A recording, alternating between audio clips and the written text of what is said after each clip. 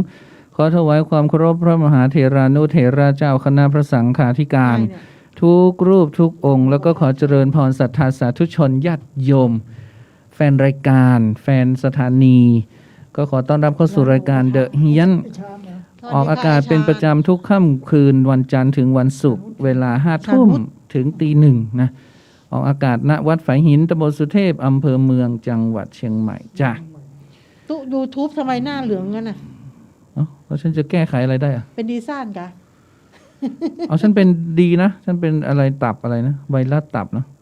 ดีซ่านไม่ใช่ไวรัสตับอักเสบบีแต่ตุ๊ไม่ได้มีเชื้อมีแต่ไม่ต้องกินยาไงกินทำไมอ่ะแปลว่าถ้าคือเขาเรียกว่าเสี่ยงแต่ถ้าเป็นน่ะคือต้องกินยาและรักษาอยู่ในกลุ่มเสี่ยงซึ่งเมื่อก่อนตอนเด็กๆอ่ะเราเคยเป็นไวรัสตับอักเสบบีเนี่ยไม่เป็นอยู่มันก็เลยดำไงพิษมันเล่นเข้าทั่วตัวแล้วมันไม่เป็นเพราะว่าเรารักษาจนหายจนไม่มีเชื้อไม่มีอะไรแล้วหมอตรวจเช็คมาเป็นตั้งแต่สมัยเด็กๆแล้วแล้วก็ตรวจเช็คมาตลอด50-60 ปีที่แล้วไงอุ้ยไม่ใช่นานแล้วไงฉัน70แล้วย่ะก็พบกันวันนี้วันศุกร์ที่10กันยายนเนาะศุกร์หันษา2564สำหรับวันนี้ก็ไประลึกถึงเหตุการณ์นะเหตุการณ์เมื่อวันอังคารที่11กันยายนปี2001ผู้ก่อการร้ายได้จี้เครื่องบินโดยสารของสหรัฐอเมริกา4 ลำและบังคับบินชนตึกสูงระฟ้า2 ตึกในนครนิวยอร์กทำให้มีผู้เสียชีวิตหลายพันคนการโจมตีในครั้งนี้เป็นหนึ่งเหตุการณ์ที่สร้างความบอบช้ำที่สุดในรอบศตวรรษแล้วก็ไม่ใช่สำหรับชาวอเมริกันเท่านั้นแต่กับคนทั้งโลกที่ก่อการร้ายจี้เครื่องบิน4 ลำที่กำลังอยู่ในฝั่งตะวันออกของสหรัฐพร้อมกันเครื่องบินเหล่านี้ถูกใช้เป็นเหมือนขีปนาวุธขนาดยักษ์โดยบังคับให้มุ่งหน้าไปยังอาคารที่เป็นที่รู้จักกันดีในนิวยอร์กและวอชิงตันเครื่องบิน2 ลำนี้พุ่งชนตึก World Trade Center นะในลำแรกชนตึกฝั่งทิศเหนือเมื่อเวลา 8:46 นาทีส่วนตึกฝั่งทิศใต้ก็ถูกชนเมื่อ 9:03 นาทีทั้ง3 ตึกนั้นมีไฟลุกไหม้ทำให้คนที่อยู่ส่วนบนของตึกไม่สามารถหนีลงมาได้และนิวยอร์กก็ถูกปกคลุมไปด้วยควันผ่านไป2 ชั่วโมงทั้ง2 ตึกก็ถล่มลงเกิดเป็นเมฆฝุ่นควันขนาดยักษ์นะก็มีผู้เสียชีวิตทั้งสิ้น 2,977 รายแล้วก็ไม่รวมคนร้ายที่จี้เครื่องบิน19 รายเขาไม่รวมเขาไม่นับนะเพราะมันเป็นคนร้าย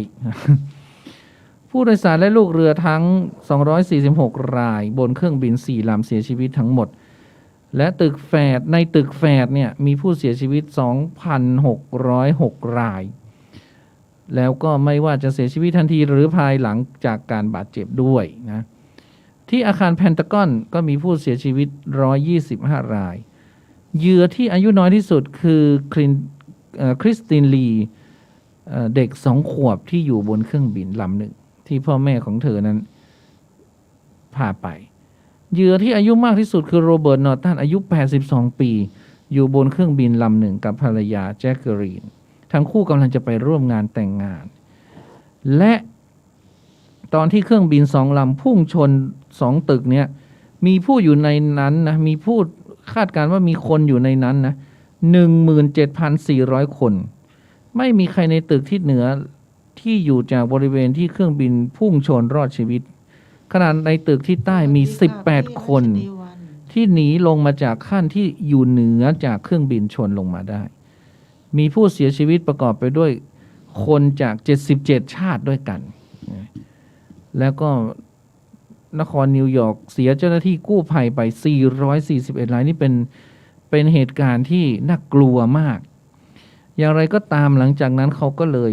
สังหารตามล่าหาบินลาเดนนะที่ปากีสถานแล้วก็เป็นผู้ที่ถูกกล่าวหาว่าเป็นผู้วา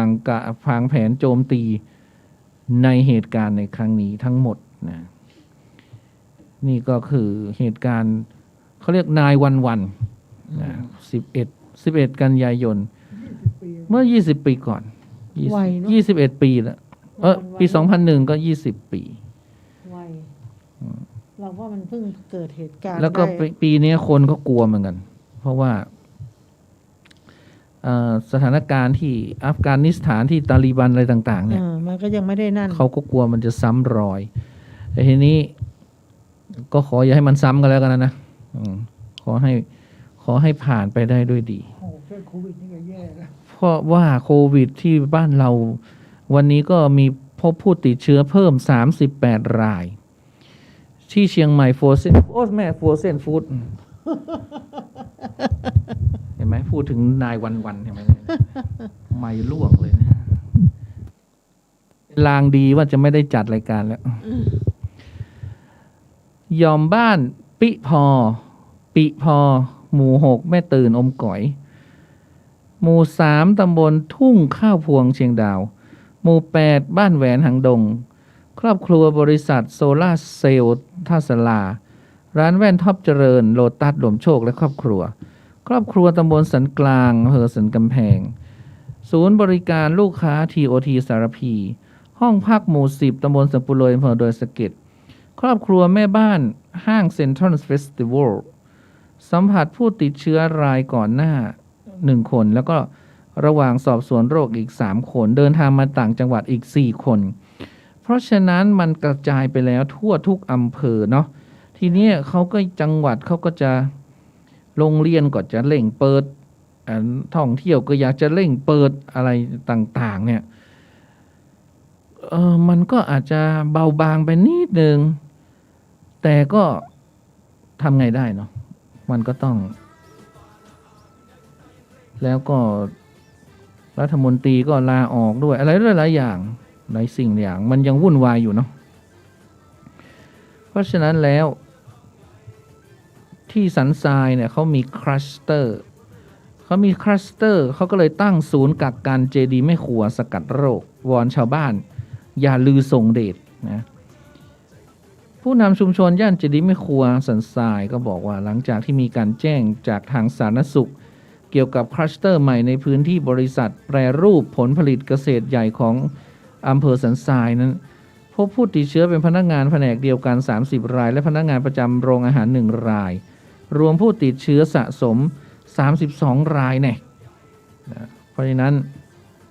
ท่านสมเกียรติพรหมเสนนายกเทศมนตรีตำบลเจดีย์แม่ครัวก็มอบให้รองนายกไปมอบเครื่องอุปโภคบริโภคและเวชภัณฑ์ที่ไม่ใช่ยาให้แก่ผู้ที่ได้รับคำสั่งให้กักตัวในจุดที่สถานที่กักกันท้องที่ สีสวยอะมาบอกว่าไง สำหรับผู้สุ่ม ภาพให้ดู เสี่ยง ด้วย สูงจากการสัมผัสใกล้ชิดผู้ติดเชื้อไวรัสโควิด -19 บริเวณอาคารเรียนโรงเรียนอนุบาลแล้วก็เทศบาลตำบลเจดีย์แม่ครัวรองรับได้40 เตียงที่นี้กลุ่มพ่อค้าแม่ค้าในย่านนั้นเนี่ยย่านแม่แฝกแม่โจ้เจดีย์แม่ครัวนี่ก็ลือกันนะในนั้นจะมีละออด้วยกันนะ ไม่มี ลือกันต่างๆว่าโอ้ตามเพจตามเฟซตามไลน์บอกขอให้ระมัดระวังนะอะไรต่างๆทีนี้เขาก็เลยขอให้ระมัดระวังเหมือนกันว่าในการเผยแพร่ข้อมูลอะไรเนี่ยมันจะสร้างความตื่นตระหนกให้กับผู้รับข้อมูลอย่าไปลืออย่าไปเลยให้บางทีไม่มีข้อเท็จจริงอะไรเลยลือไปอย่างเงี้ยนะซึ่งมันก็เป็นผลกระทบทั้งที่นำเสนอออกไปกาดนัดอะไรชุมชนอะไรต่างๆเนี่ยผู้ค้าบางรายนำไปบอกเล่าว่าพนักงานมาซื้อหาสินค้าประจำติดเชื้อกลุ่มนี้กลายเป็นซ้ำเติมแหล่งค้าขายสร้างความเดือดร้อนผู้ค้าก็ที่ผ่านมาย่านเจดีย์แม่ครัวแม่แฝกแม่โจ้นี่ก็เดือดร้อนเพราะมีการนำเสนอข่าวสารที่บิดเบือนก็ขอวิงวอนอย่าส่งกันส่งเดชจะสร้างความเสียหายเนาะเขาก็กลัวไงเขาก็กลัวเขาก็ไม่รู้จะทำยังไงกันก็ดูแลตัวเองนะคะเพราะฉะนั้นอย่าพึ่งไปวางใจหลายคนเนี่ย อยากจะมาหาตุ้นนก อันนี้คือวางใจละเริ่มวางใจละเริ่มแบบ อยากจะมาสังฆทานทิพย์อะไรนี้ไม่ได้นะอย่ามาเพราะวันยังไม่คลี่คลายนะตุ้นนกยังไม่ไปไหนเลยวันเมื่อวานไปกรมธนารักษ์ที่หนึ่ง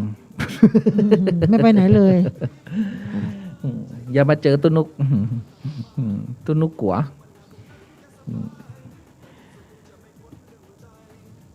แต่ตุ้นกจะไปเที่ยวที่อื่นนะไม่ต้องมาหาตุ้นกแล้วก็สำหรับใครที่อยากมีบ้านอยากมีหนี้เนาะก็มาทางนี้ธนาคารอาคารสงเคราะห์เขาก็เปิดให้ลงทะเบียนบ้านล้านหลังเฟส 2ผ่อนเดือน 5,000 บาทเองดอกเบี้ยคงที่ 1.99 ต่อปีก็เป็นโครงการสินเชื่อเพื่อที่อยู่อาศัยแห่งรัฐระยะที่ 2 บ้านล้านหลังภายใต้กรอบวงเงิน20,000 ล้านบาทมุ่งเน้นกลุ่มผู้มีรายได้น้อยผ่อนเดือน 5,000 นี่รายได้น้อยเหรอผู้ที่เริ่มต้นสำหรับสร้างครอบครัวและผู้สูงอายุผู้สูงอายุดูด้วยนะให้มีบ้านเป็นของตัวเองนี่แล้วเขาก็จะให้กู้ในราคาประมาณสัก1.2 ล้านอะไรอย่างเงี้ยทั้งบ้านใหม่บ้านมือสองแล้วก็เป็นซับ NPA ของทอสเงินงวดคงที่งวดละ 5,000 นานถึง84งวดแรกกรณีกู้ 1.2 ล้านบาทผ่อนสูงสุด40 ปีตายแล้ว ตาย ฉันจองฉันก็ผ่อนไม่ถึงนั่นแหละ ง่อมพอดีแหละ ฉันอายุ80พอดี ค่าธรรมเนียม4ประเภทหนึ่งค่าธรรมเนียมการยื่นกู้ค่าประเมินราคาหลักประกันค่าจดทะเบียนสิทธิและนิติกรรมค่าสเปซค่านิติกรรมจำนองลงทะเบียนโมบายแอปตั้งแต่วันที่10เป็นต้นไปก็คือวันนี้นะก็ใครอยากเป็นหนี้ก็ไปบ่มีหนี้มันก็บ่มีแน่เนาะมันก็บ่ได้มีอยู่นะ ถ้าเราคิดอีกมุมหนึ่งว่าเราเช่าหออยู่เราเช่าบ้านเขาอยู่เนี่ย เราเช่ามาเป็น10 ปี 5,000เหมือนกันเนอะ 20 ปีใช่ มันก็ไม่มีโอกาสเป็นของเรา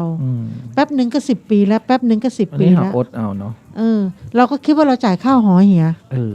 เท่านั้นเองไม่ต้องคิดอะไรมากสำคัญที่ว่ากู้ให้ได้เหอะ เอาเดี๋ยวเขาให้กู้นี่ เขาให้กู้แต่โอ้ยตอนทำเรื่องนะให้ทำทุกคนแหละคันนี้มันตรวจสอบจะผ่านไม่ผ่านอีกเรื่องนึงสมมุติไปลงทะเบียนสัก100 คนผ่านสัก30 คนเนี่ยใช่ไหมมันไม่ได้มันไม่ใช่ง่ายๆนะธนาคารไม่ได้ปล่อยให้ง่ายๆแต่ก็ไปกู้เถอะเราลงทะเบียนไว้ก่อนนะดีนะเผื่อเราได้เพราะทุกวันนี้เราก็ผ่อนหอแต่ไม่ได้เป็นของเราไม่มีนะสมัยเนี้ยเช่าหอ1,000-2,000ไม่มีนะน้อยมากสลาเนรคุณขโมยเงินตู้บริจาควัดอ้างว่าล้อเล่นเจ้าอาวาสเหตุก็เกิดที่น่านสพเมืองน่านขโมยเงินแล้วบอกล้อเล่นเนี่ยนะก็จับกลุ่มนายนาเคนอายุ41 ปีอยู่บ้าน152ตำบลกองควายอำเภอเมืองน่านแล้วไม่ใช่เงินเยอะอะไร 1,160 บาทที่ตรวจพบอยู่ในช่องเก็บของใต้เบาะรถจักรยานยนต์ยี่ห้อ Honda Wave 100สีขาวน้ำเงินไม่ติดแผ่นป้ายทะเบียนที่ผู้ต้องหารับว่าเป็นรถจักรยานยนต์ของตนเองที่ใช้ในการขับขี่จำนวน1 คันจับกุมที่หน้าบ้านไม่ทราบเลขที่หลังจากที่ได้รับแจ้งเหตุวิทยุนันทบุรีว่าได้เกิดเหตุคนร้ายเข้าไปลักทรัพย์ตู้เงินบริจาคที่กุฏิวัดบ้านน้ำครกเก่าที่หนองควายกองควายอำเภอเมืองน่านภายในตู้มีเงินประมาณ 1,000 บาทขอให้เจ้าหน้าที่ตำรวจไปตรวจสอบก็เลยไปตรวจสอบที่วัดบ้านน้ำครกเก่านี่หมู่5ใครอย่าโทรมานะเจ้าโทรศัพท์กำลังไลฟ์สดอยู่นะเจ้าโดยไปถึงที่ตรวจสอบสืบสวนหาข่าวในที่เกิดเหตุก็ทราบถึงบุคคลต้องสงสัยว่าชื่อไอ้นาเคนนี่นะไอ้นาเคนนี่เป็นสลาไปก่อสร้างตามวัดต่างๆแถวนั้นน่ะที่เคยก่อเหตุลักทรัพย์แล้วก็พ้นโทษออกมาโดยจึงได้ทำการติดตามไอ้นาเคนนี้ก็ได้ที่บ้าน จากนั้นเจ้าหน้าที่ก็จับกลุ่มขอตรวจสอบรถจักรยานยนต์ก็พบว่ามีเงิน 1,160 บาทและยอมรับว่าเป็นเงินสดที่ได้มาจากการลักทรัพย์ตู้เงินบริจาคข้างต้นก็เลยควบคุมตัวนายนาเคนแจ้งข้อหาลักทรัพย์ในเคหสถานในเวลากลางคืนหรือรับของโจรในขั้นจับกุมผู้ต้องหาให้การรับสารภาพในข้อหาลักทรัพย์ปฏิเสธข้อหาลักของโจรโดยเพื่อดำเนินคดีต่อไปนี่คนมันเดือดร้อนเห็นไหมเดือดร้อนเมื่อคืนนี่ฝนตกมากนะวันที่9วันที่8ต่อเนื่องวันที่9ทำให้ลำพูนเนี่ยเกิดวิกฤตน้ำท่วมนะคะก็เขาก็ไปทำอะไรนะทำอาหารแจกก็ที่หมู่บ้านแม่ป๊อกสมุทรปราการเธอก็ท่วมเนี่ยท่วมเหรอก็ท่วมหมดแล้วตอนนี้มันตกหนักอ่ะอันนี้ที่ลีนะคะเขาก็จะมีผู้ช่วยเหลือผู้ประสบภัยกันก็ทำอาหารกล่องนะไปแจกมูลนิธิพุทธไทยสวรรค์นะคะที่จังหวัดเชียงใหม่เนี่ยนำเขาเรียกว่าลงพื้นที่ให้ความช่วยเหลือทำข้าวกล่องมอบให้กับผู้ประสบภัยนะก็เดือดร้อนกันทั่วหน้าก็เขาบอกว่ามันระบายไม่ทันไงตัวบางที่เนี่ยมันอยู่ใกล้น้ำปิงไงน้ำปิงมันเต็มเนี่ยมันก็ทะลักทุกที่ท่วมแต่สมุทรปราการยังหมดได้ดูข่าวอะไรมากมายเลยอะวันนี้ที่ห้องประชุมศาลาประชาคมเทศบาลตำบลบ้านกลางอำเภอเมืองจังหวัดลำพูนนายสอนอินแก้วนายกเทศมนตรีตำบลบ้านกลางก็ได้เปิดเป็นประธานในพิธีเปิดโครงการพัฒนาด้านคุณธรรมและจริยธรรมของพนักงานเทศบาลลูกจ้างประจำพนักงานจ้างและเจ้าหน้าที่ในสังกัดเทศบาลตำบลบ้านกลางเนี่ยให้มีความรู้ความเข้าใจในเรื่องของศีลธรรมจริยธรรมสามารถนำไปใช้ปฏิบัติงานและอยู่ร่วมกันอย่างมีความสุขได้แล้วก็นำหลักธรรมมาใช้ในการทำงานเป็นทีมเกิดความสามัคคีในองค์กรก็มีการบรรยายธรรมในหัวข้อการนำหลักคุณธรรมจริยธรรมมาใช้ในการทำงานร่วมกันในองค์กรเพื่อเสริมสร้างความสามัคคีนำไปสู่การปฏิบัติงานได้อย่างมีประสิทธิภาพโดยพระครูโสพลปริยัติกิจเจ้าอาวาสวัดป่าตึงงามตำบลป่าสักอำเภอเมืองจังหวัดลำพูนแล้วก็มีมอบโล่เชิดชูเกียรติประกาศเกียรติคุณแก่พนักงานเทศบาลลูกจ้างประจำพนักงานจ้าง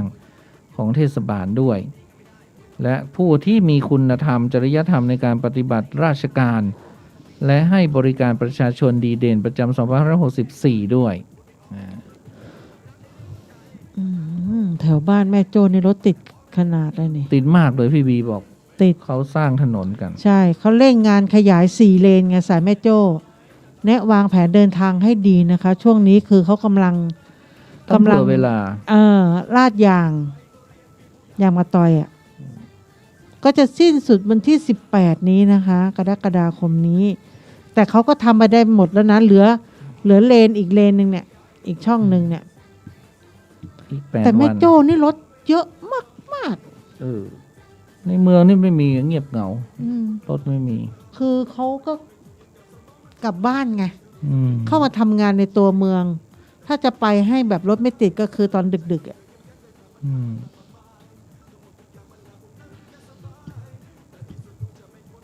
ไปไหนมาไหนก็ต้องวางแผนการเดินทางเนาะช่วงนี้อันตรายแล้วก็ฝนตกด้วยมีคนหายเขาที่แล้วน้องจีน่าหายนะคะก็เจอตัวแล้วตอนนี้เป็นหญิงสาววัย28 ปีก็ออกไปทำงานที่อำเภอแม่ริมหายตัวลึกลับแฟนหนุ่มเป็นห่วงหวั่นได้รับอันตรายรุดแจ้งความนะคะสาวสวยคนนี้นะคะก็น้องมีชื่อว่าน้องน้ำนะคะก็อายุ28ละก็ขับรถออกจากบ้านมาก็ใช้รถยนต์ยี่ห้อ Isuzu Swift นะคะหมายเลขทะเบียนขว7178เชียงใหม่หายออกไปตอนทุ่มหนึ่งก็หวั่นเนาะว่ากลัวจะไปเจออุบัติเหตุหรือว่า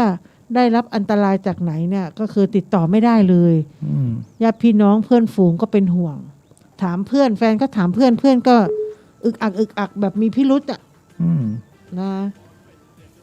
ตอนนี้คนหายเยอะนะเนี่ยแล้วน่ารักด้วยอ่ะ น่ากลัว ก็ ใครเจอเบาะแสยังไงก็ไปแจ้งได้นะคะแจ้งที่สน.อะไรนะแจ้งได้ที่0882877331นะคะ อืม ทางครอบครัวและเพื่อนเป็นห่วงมากใครเจอเบาะแสอะไรก็โทรไปตามนี้แล้วกันนะคะ อย่างละออนี่เขาไม่รักเรามันหนัก แล้วมันเปลืองข้าวเขา เขาไม่รักแต่เขาเชิญ เขาเชิญบอกไปอยู่ด้วยกันไหมอ่ะ เอาไปทำอะไร ไปทำกับข้าวหรือเป็นคนใช้ อ๋อนี่ไม่มีวันหายแน่นอน หายไปไหนอ่ะหนักแล้วมันหายไม่ได้หรอก อ๋อ ก็มีคนหายเนาะ ก็น้องอะไรนะ น้องจีน่าเจอแล้ว น้องน้ำเหรอเมื่อ ตะ กี้ กี้น้องน้ น้องน้ ำส่งนี่ไป28แล้ว ำน้องน้ำนี่ไปเข้าไปรับงาน เออ จากไอ้โมเดลลิ่งเถื่อน อืม นี่ก็หายไป แล้วสวยด้วย ก็เขารับงาน ส่วนน้องจีน่าเนี่ยเจอแล้วแต่ก็ยังไม่จบ ไม่จบ เพ เพ ราะ ราะว่า ว่าตอนนี้เขาสอบสวนกันอยู่ เพราะว่ามันไม่น่าเป็นไปได้ที่เด็กอยู่คนเดียวอ่ะขวบกว่าน่ะไม่ร้องไห้ไม่กระจองงองแงไม่อะไรเลย ไม่ตื่นตระหนก นอนเล่น ไม่ได้หิวอะไร เด็กบางคนเนี่ยขวบกว่าเนี่ย ถ้าอยู่คนเดียวเขาจะไม่เดินไปไหนเด็ดขาด เขาจะนั่งอยู่ตรงนั้นร้องแล้วก็หลับ แล้วก็ตื่นมาไม่เจอใครก็จะร้องแล้วก็หลับ เด็กอะนะขวบกว่าเนี่ย ไม่คิดว่าจะเดินไปตรงนั้นตรงนี้หรอกเด็กส่วนมากวัยขวบกว่าเนี่ยไม่ไปไหน อันนี้เด็กไม่ได้มีการเพลียเนาะแล้วก็หลายๆอย่าง ตอนนี้ก็สอบเพิ่มเพื่อต่อจิ๊กซอว์ไงถึงคนวงการเดี๋ยวนี้เขากลัวว่าเขาสันนิษฐานนะว่า กลัวที่จะลักเด็กไปเพื่อไปเป็นขอทาน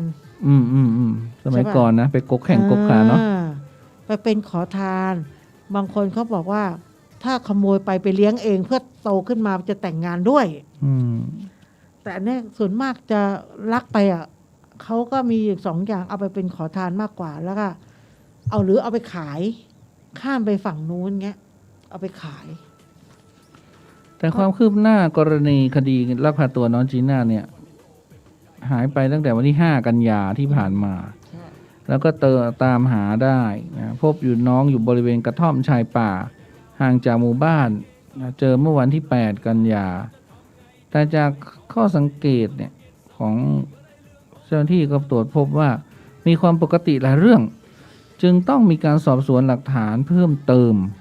มัน เชื่อ ผิด ว่า ปกติไง เหตุการณ์ดังกล่าวคาดว่าจะมีชนกลุ่มขบวนการร่วมกันอยู่ในนั้น มันต้องเป็นขบวนการอยู่ มัน แล้ว มีรับลมคมใน เด็กไม่สามารถมันบอกว่ามันทิ้งไว้ที่ปากถ้ำไงผีเอาเข้าไปในถ้ำแล้วเดี๋ยวก็บอกว่าอยู่ตรงน้ำเดี๋ยวก็อยู่ตรงนู้นตรงนี้ ซึ่งเด็กไม่สามารถมันจะขึ้นไปถึงข้างบนนั้น เขากำลังดูนะดูว่ามีสมรู้ร่วมคิดกันหรือเปล่ามี ใช่ แบบว่าพอเขากดดันมากๆ ก็เอาเด็กมาปล่อยเองอะไรอย่างเงี้ย ใช่ มาปล่อยแต่ก็ยังดูแลอยู่นะ เพราะเด็กก็แค่หิวธรรมดาแบบไม่ได้แบบหิวจนสั่นไงแล้วก็ไม่ได้ตื่นตระหนกอะไรกับคนที่เข้ามาหาเยอะๆแต่เด็กถ้าขวัญเสียเนี่ยร้องไห้ไม่เจอแม่ไม่เจอพ่อไม่เจอใครเนี่ยพอเจอผู้คนแล้วเด็กจะต้องร้องแบบตกอกตกใจไงเพราะเด็กขวัญเสียแล้วอ่ะใช่ไหมไม่งั้นก็ต้องโผล่เข้าหาคนแล้ว อันนี้ไปเจอก็คือเล่นนอนเล่นขวดน้ำไม่มีอะไรเกิดขึ้นเนี่ย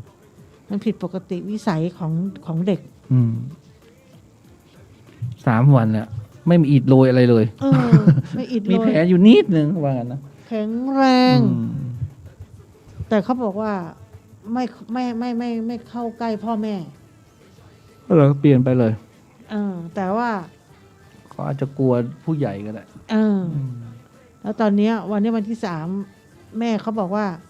ตอนนี้เริ่มจะเข้าใกล้ เริ่มให้พ่ออุ้ม แต่วันแรกกับ2 วันแรกไม่ให้เข้าใกล้เลย อืม กัญชัยเอามาออกโหนกระแสญาติพี่น้องแต่ว่าพ่อเขายังมาไม่ได้เนาะ อืม เขาก็บอกว่าลูกเขาไม่ให้เข้าใกล้2 วันน่ะเพิ่งมีวันเนี้ยเขาบอกว่ายอมให้เข้าใกล้ ยอมให้อุ้ม อืม คือเด็กคงจะตกใจแล้วแหละ อืมอืม นี่วันนี้ไม่ได้พักผ่อนเหรอ ได้พักผ่อนเลยแบบนี้ ตื่นแต่เช้าไปไหนมาเนี่ย ผมมาเพ่โอต่อนั่นน่ะเพ่โอหมดแล้วตอนนี้โล่งลึงไปเลยเนี่ยโล่งลึงเหมาะที่จะปฏิบัติธรรมแหละอ่ะฟังเพลงเลย ปกติจะฟังเพลงกี่วัน เที่ยงคืน ไม่รู้จะเล่าอะไรแล้วเนี่ย มันไม่มีข่าวอะไรตอนนี้ ก็จะมีข่าวแค่มีข่าวโควิด คนหาย อืม แล้วก็สอบน้องจีน่าเพิ่ม อืม นะมีอยู่3 คดีที่เด่น อันนี้อะไร เจ้าน้ำเงินอะไรคือ ๆนี่ก็เพจปลอม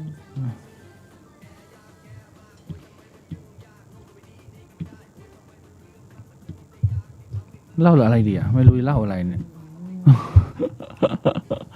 ตัวยังมีแต่ฝุ่นเลย กลับไปว่าจะส่งน้ำเอ้าเคยไหมเวลาจะส่งน้ำเวลาจะอาบน้ำแต่ว่าเป็นอันเลอะอันเตยเป็นเลื้อยเป็น โอ้ยประจำค่ะ ไม่ไปห้องน้ำสักที สุดท้ายไม่ได้อาบสักคำแล้วขึ้นมาจัดรายการซะ ไม่ ถ้าเรานับ1 2 3ถ้าเราไม่นับเนี่ยนะกลับจะขายของมาเหมือนกันเลย ถ้าลองได้เลื้อยปุ๊บนะมันไม่อยากลุกแล้ว ไม่งั้นก็ต้องหลับไปเลยทั้งชุดอย่างนี้ ใช่ ก็เลยเนี่ย แต่ถ้าลุกขึ้นมาปุ๊บปั๊บปุ๊บปั๊บปุ๊บปั๊บเนี่ย แต่ มัน ว่า จะ ต้องสงว่า วันนี้ไปรื้อห้องปฏิบัติธรรมอะโอ้ยฝุ่นชนิดที่ว่าเป็นอย่างแผ่นดินเนี่ยนะ แล้วไปลื้อคนเดียวเหรอวันเนี้ย ไม่ก็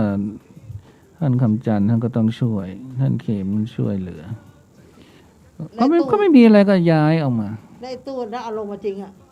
ยังไม่ได้ลง เพราะว่าขนอย่างอื่นอยู่ ขนในเก้าอี้ออกมาหมดเลยเก้าอี้เลคเชอร์ขนอะไรอะขยะขยเยอะเลยขนมาเอาหมด เดี๋ยวจะต้องตามหาคนที่ต่อสายลำโพงเก่งๆเอามาต่อมาเดินเครื่องใหม่ เดินเครื่องเสียง ไม่ดังละไม่ติดละ เอาก็เมื่อวานที่เราดึงกันไง มันรุด แล้วมันสั้นไป เดี๋ยวเราต่อให้มันยาว ซื้อสาย ต่อให้มันยาวแล้วให้มันไปเสียบทางโน้นได้ จะบอกว่าอีลิงก็ต่อไม่ได้ ต้องหนานรัดอ่ะหนานรัดมีไหนก็ไม่รู้ หายสับโควิดเขาไม่มาหรอก เนาะ เขายิ่งขี้กลัวอยู่ ไม่งั้นก็ไอ้ต่อไม่รู้ไอ้ต่อมันเก่งคอมแล้วมันเก่งเครื่องเสียงหรือเปล่า แต่มันน่าจะทำได้นะมันเรียนนิเทศมามันต้องรู้หมดอ่ะ นิเทศมันไม่เกี่ยวอะไรกับช่างไฟ มันเรียนนิเทศมามันต้องทำได้ นี่มันเป็นงานบันเทิงนะ นี่มันเป็นงานเบื้องหลังนะ งานต่อไมค์ต่อกล้องเนี่ย มันต้องต่อได้ เดี๋ยวกำลังนึกนะว่าใครเป็นช่างไฟวะนี่เหล่งนั่นนะกะ มันไม่เกี่ยวกับช่างไฟ มันต้องช่างเครื่องเสียง อีเหล่งไม่ได้อะขนาดเครื่องเสียงมันเองมันยังต่อผิดต่อถูกเลย มันไปแล้วไปหลอดไปไม่รู้กี่รอบมาได้ แต่โล่งดิโล่งแล้วโอ้โหนึกถึงสมัยก่อนที่ว่า มีคนมาปฏิบัติธรรมเยอะๆมีเด็กมาเยอะๆอย่างเงี้ย ยังกะว่า เอ๊ะเนี่ย ถ้ามีใครมาปฏิบัติสักคณะหนึ่งนี่นะฉันจะปูพรมเลย ไอ้ที่เขียวอะ ไม่อย่างเงี้ยกับพรมอย่างเงี้ยพรมอย่างพระอาจารย์ปูอย่างนี้เลย มันเย็นดีนะไม่มัน ไม่แต่เป็นพรมแบบม้วนได้นะหมายถึงว่าถ้าเราไม่ใช้เราก็ม้วนเก็บไว้ได้ ก็อย่างเงี้ย อันนี้ก็ไม่ใช่แพงมากนะ ก็ใช่ประมาณเนี้ย ต้องสีเดียวกันนะ ใช่ จะมาลาต้นโตมาได้เนอะ โอ้โหแต่ทั้งตึกนะปูหินอ่อนหมด เสียดายหินอ่อน ไม่ได้มีประโยชน์เลยเลย จริง หินอ่อน ถึงเวลา สว นั้น ย เขาก็ต้องปูที่หลับที่นอนมันเย็นไง เย็น ถ้าหน้าหนาวอ่ะ มาปุ๊บเย็นเลยถ้าอย่างนี้ เย็น มันจะอุ่นไง ใช่ อันนี้หน้าร้อนก็อุ่นนะก็ไม่ร้อนนะผม ใช่ ผมก็เย็น นุ่มหน่อย เพราะว่าคนเดี๋ยวนี้ ปวดแข้งปวดขาง่าย ใช่ นั่ง เดิ พื้น ม่ อะไรไม่ค่อยได้แล้ว คนสมัยก่อนนี่นั่งพับเพียบนั่งขัดสมาธินั่งคองเงาะอะไรได้หมดอ่ะ ไม่นั่งพับเพียบนั่งขัดสมาธิมันกระตุ่มมันด้านไม่อยากนั่งมันเจ็บ สมัยก่อนเขานั่งกันอย่างนั้นทั้งนั้นแหละ ก็ถึงด้านไง เขามีเก้าอี้ที่ไหนคนสมัยก่อน เราเอานั่งไม่ได้หรอกกลัวกระตุ่มด้าน เจ็บ วันนี้ก็ไป ใช้กิ้งใช้เกือกใช้นอนใช้นั่นเอา กวาดป้าย เดี๋ยวต้องเอาตู้นั้นลงมา เดี๋ยวก่อน ขอพักก่อนทำ2 วันทำ2 วันพัก8 วัน แล้วเดี๋ยวก็ไปทำใหม่ นึกอะไรได้ก็ไปท เรามาไว้ห้องข้างล่างก็ได้ไม่ใช่เหรอ ำเพราะว่ามันไม่มีอะไรอยู่แล้วทำไปก็งั้นอ่ะ ไม่ได้มีใครมาอยู่แล้ว เตรียมไว้เฉยๆเตรียมพร้อมไว้ ไม่แน่ อาจจะมีคนอยากมาปฏิบัติธรรมก็ได้ มาได้กับคน2 คนอยู่คนละชั้นนะนอนคนละเพิง แต่ก็ค้างห้องผู้หญิงอะเนาะต้องเอาเตียงก็ ยังนึกไม่ออกจะเอาไปทำร้านกาแฟยังไงยังนึกไม่ออกเลยนะ ได้ช่างเขาทำได้ มีแบบหมดแล้ว เหมือนไม้ลังอะเนาะ ใช่ ไม้ลังเขายังทำให้มันสวยได้เลย ก็นี่มันเป็นไม้ลังไง ไม่ใช่ไม้ลังมันเป็นไม้แบบไม้โต๊ะไม้เก้าอี้ไม้ ไม้ลังมันไม้โต๊ะมันอยู่ข้างบนไม้ข้างๆคือไม้ลัง เป็นไม้สนนอก มันเป็นไม้สน แต่มันก็สวยเหมือนไม้นั่นแหละ ที่ดอยตุงอ่ะ สมเด็จย่าท่านยังเอาไม้ลังอ่ะ ไม้ลังที่คลองเตยนะไปทำเป็นตำหนักดอยตุงนะทำมาจากไม้ลังนะ ก็ไอ้ปอยมันเอาไม้ลังไปซื้อไม้ลังมาทำเตียงอะนะ ไปซื้อไม้ลังมาทำเตียงมันอะ เนี่ยก็ค่อยๆทำกันไป ใจเย็นๆตอนนี้ก็ข้างล่างตรงทางเดินก็สว่างจริง ๆ แล้วเนี่ยนะตรงต้นไม้เนี่ยตรงอะไรนะน้ำตกเนี่ย ให้มันมีความสว่างบ้างก็ดีนะ อันนี้มันมืดตึ๊บแบบมองเวงถ้ามันมีแสงบางวัดเนี่ยเขาจะติดไว้ที่ต้นไม้อะดวงเล็กๆให้มันมีความสว่าง ก็ไปเบิกเงินที่ท่านคำจันทร์สิแล้วก็ไปซื้อไปติดตั้งไปจ้างใครก็ไปจ้างสิฉันไม่มีเงินนะฉันไม่มีเงินแล้วฉันโอนให้คำจันทร์ไปหมดแล้ว เพราะฉะนั้นเธอจะซื้อหาอะไรต้องไปขออนุญาต มันคือต้องคุยกันก่อน เอ้า ไม่เบิกเลยไม่ใช่ ไม่ก็คุณเลียวเขาไปซื้อให้เขาไปซื้อสายไฟมาไม่ใช่เหรอ ยังไม่ซื้อเครื่องตัดหญ้าอันหน้าอยู่อะพวกชาวบ้านแต่เขาคิดกันนะ เหรอเราไม่รู้อะ เราก็ไม่รู้หญ้าเลยนอกไม่งั้นต้องซื้อเครื่องมือตัด ไม่ต้องไปตัดทำไมอะเขาก็จอดรถกันอยู่เขาก็จอดรถจอดลากันอยู่เดี๋ยวมันก็โล่งเตียนไปเอง เขาบอกปีหนึ่ง3 ครั้งเนี่ย เห็นเดียวเล่าให้ฟังว่าตู้เข็มบอกว่าเขาก็มาเก็บเงินที่พระอาจารย์อะ ก็ไม่เห็นมีใครมาหรือเขามาเก็บที่คำจันทร์เหรอ มันก็จ่ายเข้าไปสิ ยังไม่ได้คุย แต่ทางนั้นเขาคุยให้ฟังเรายังไม่ได้ไปคุยกับท่านเข็มเลย ว่ามันเป็นยังไงเหรอ แต่ฉันไม่เคยเห็นใครมาเก็บนะ ไม่รู้ต้องก็คำจันทร์นั่นแหละเป็นคนบอกตู้ แต่ เข็ม ถ้าท่านเข็มว่าเก็บเราก็ไม่รู้ ไม่เคยเห็นพระอาจารย์จ่ายนะ ไม่รู้เห็น พระอาจารย์จะไปจ่ายตอนไหนอะพระอาจารย์อยู่ตอนไหนอะ ไม่ท่านเข็มเป็นคนบอกเดียวเราต้องคุยกับท่านเข็มไงก็เจอเมื่อวานก็ลืมไงลืมถาม มอชอเขามาทำตลอดหรือมีกระถินเขาก็มาทำ เขาก็บอกว่าแม่หลวงเป็นคนมาเก็บมาจ่ายไม่รู้นะต้องคุยกับท่านเข็ม ก็แล้วแต่ เราไม่รู้ ฉันไม่มีเงิน ฉันไม่รู้เรื่อง หรือ ลักไก่ ตอนที่ตุดูละ ลงมาวันนั้นอ่ะเขาทำวันนั้นอ่ะ แต่3 ครั้งนี่มันทางอชเป็นคนทำอันนี้เราไม่รู้เดี๋ยว ต้องไปถามท่านเขม ใช่ เอาเอง ละออต้องไปจัดการดูแล เพราะละออเป็นสิ่งแวดล้อมแม่บ้านและงานสิ่งแวดล้อม แม่ครัวค่ะแม่บ้านได้ทำไม่เป็นค่ะ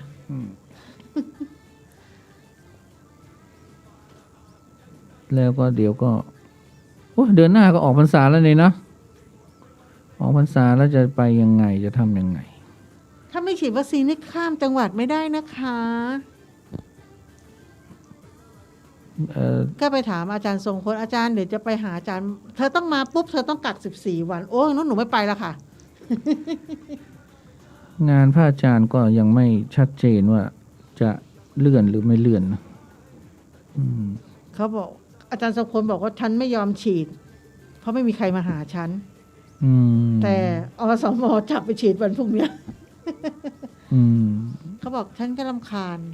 รู้สึกพระจะได้ซิโนฟาร์มมั้งพระได้ซิโนฟาร์มนะช่วงนี้แล้วก็ให้แม่ไปฉีดด้วยวันพรุ่งนี้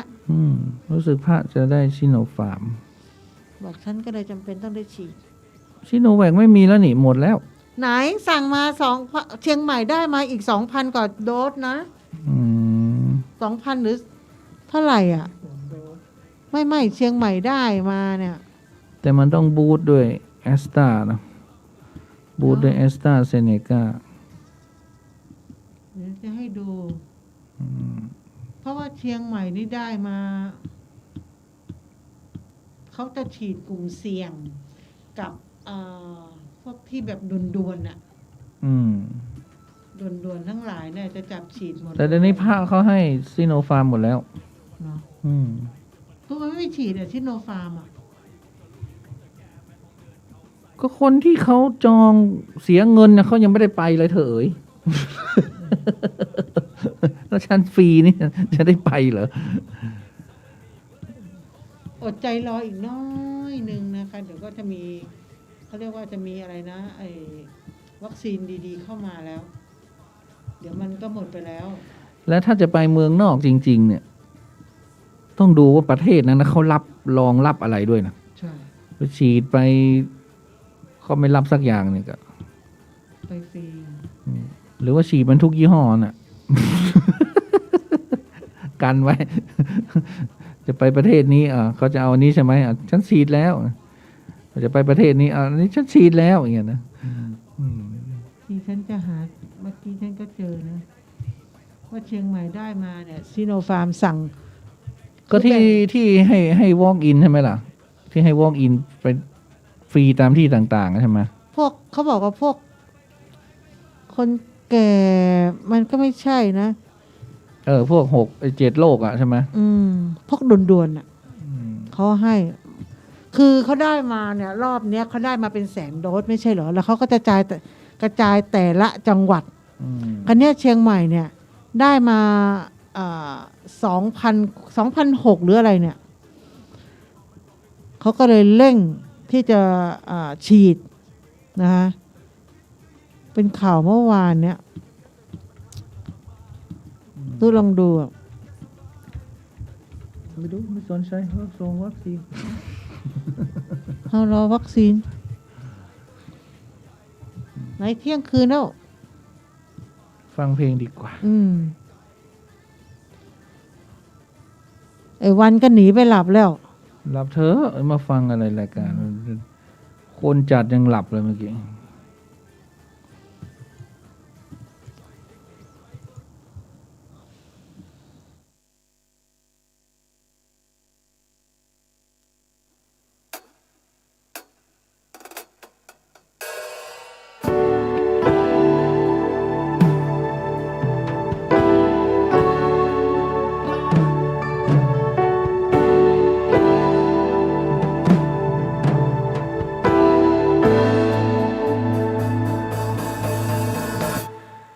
ไม่มีคำลาจากเธอสักคำฉันยืนมองจนเธอลับห่างไกลรอย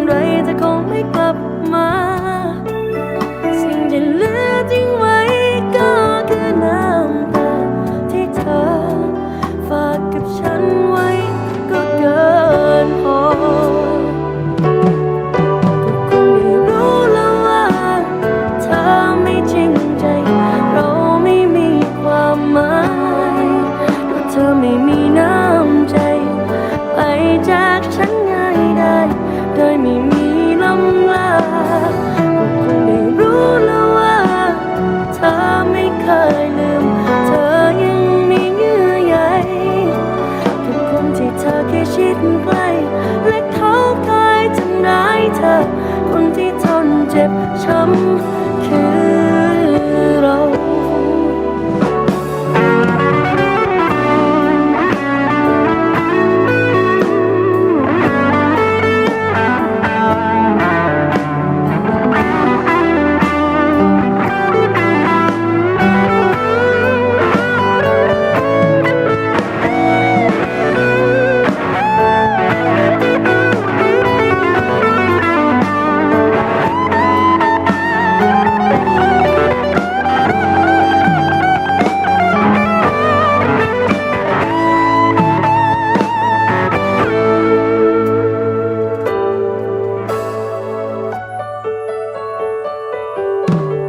ก็ต่างกันนี้เราคงต้องทำใจ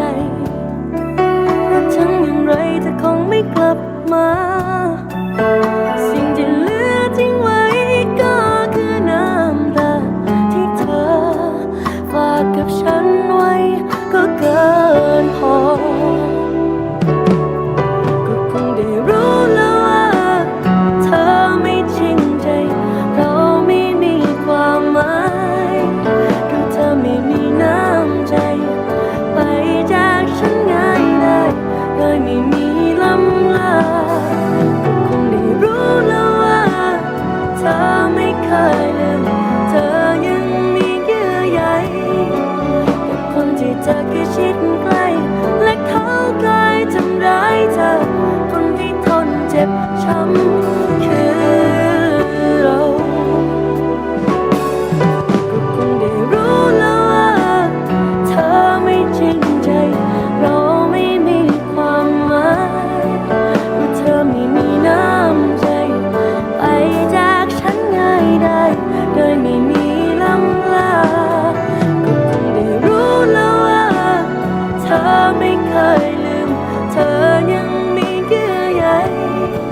กับคนที่เธอแค่ชิดใกล้และเขาเคยทำร้ายเธอคนที่ทนเจ็บช้ำ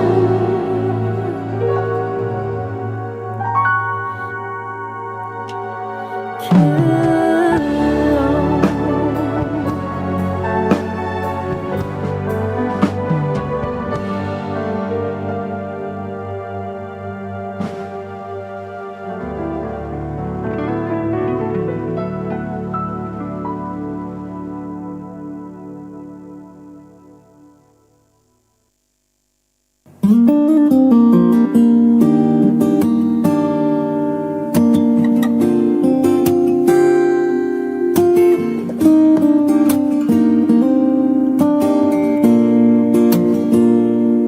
งานมองไปบนฟ้า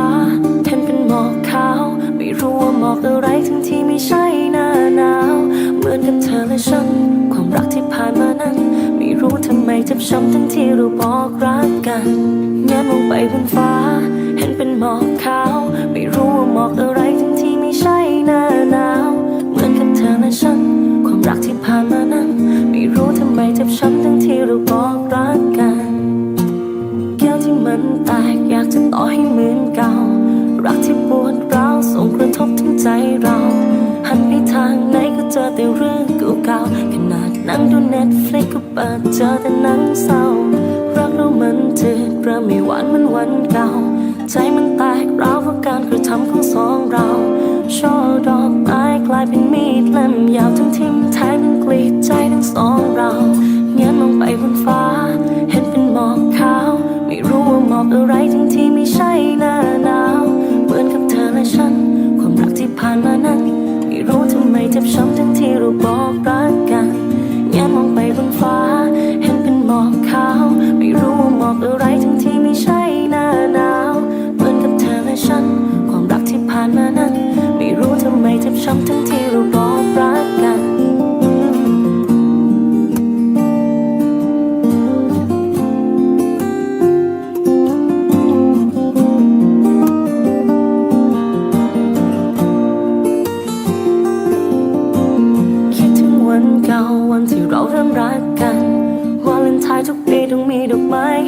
กันทั้งบอกรักทั้งคิดถึงมันมีกันทุกวันเสียดายเวลาดีๆที่ผ่านมาด้วยกันแก้วที่มันแตกอยากจะต่อให้เหมือนเก่ารักที่ปวดร้าวส่งกระทบถึงใจเราช่อด ายเป็นมีดเล่มยาวทั้งทิ่มแทงทั้งกรีดใจทั้งสองเราเงียบมองไปบนฟ้าเห็นเป็นหมอกขาวไม่รู้ว่าหมอกอะไรทั้งที่ไม่ใช่หน้าหนาวเหมือนกับเธอและฉันความรักที่ผ่านมานั้นไม่รู้ทำไมเจ็บช้ำทั้งที่เราบอกรักกันเงียบมองไปบนฟ้าเห็นเป็นหมอกขาวไม่รู้ว่าหมอกอะไรทั้งที่ไม่ใช่หน้าหนาวเหมือนกับเธอและฉันความรักที่ผ่านมานั้นไม่รู้ทำไมเจ็บช้ำทั้งที่เราบอกรักกันเงียบมองไปบนฟ้าเห็นเป็นหมอกขาวไม่รู้ว่าหมอกอะไรทั้งที่ไม่ใช่หน้าหนาวเหมือนกับเธอและฉันความรักที่ผ่านมานั้นไม่รู้ทำไมเจ็บช้ำทั้งที่เราบอกรักกัน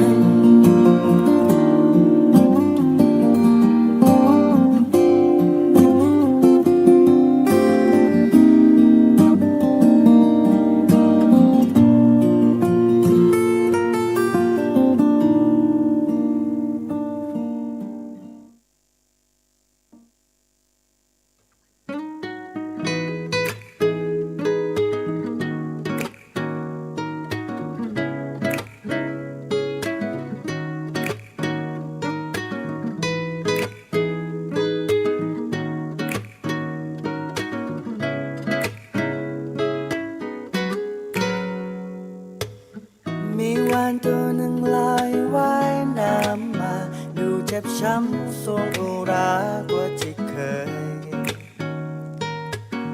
มันพยายามตามรักสามเชยแต่สุดท้ายดันมาเกยตื่นน้ำตายจงจำไว้ว่ารักใครอย่าทำให้ใจต้องเจ็บหลับรอจงจำไว้ทำไมถึงเสียใจเพราะเราทำตัวเราเองรักก็คือรักหลงก็คือหลงถ้าถามชาวประมงก็คงไม่เข้าใจเพราะฉันนั้นเป็นวานที่เกยตื่นน้ำตายใจสลายแหลกลงไปใต้ทะเลโอ้โอ้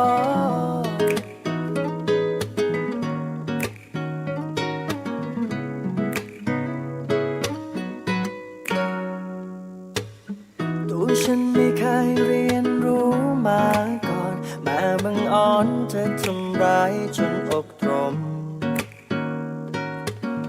ดวงใจของฉันช่างแสนระบมโดยพิษร้ายที่ทำลายจากปากเธอปากบอกว่ารักใจบอกว่าแค่สุดท้ายไม่เลี้ยวแลปล่อยฉันเกยตื่นตายแต่ฉันคงต้องยอมปล่อยตัวเธอเกลือนน้ำลายกับคำร้ายที่กล่าวไว้ว่ารักก็คือรักหลงก็คือหลงแต่ถามชาวประมงก็คงไม่เข้าใจ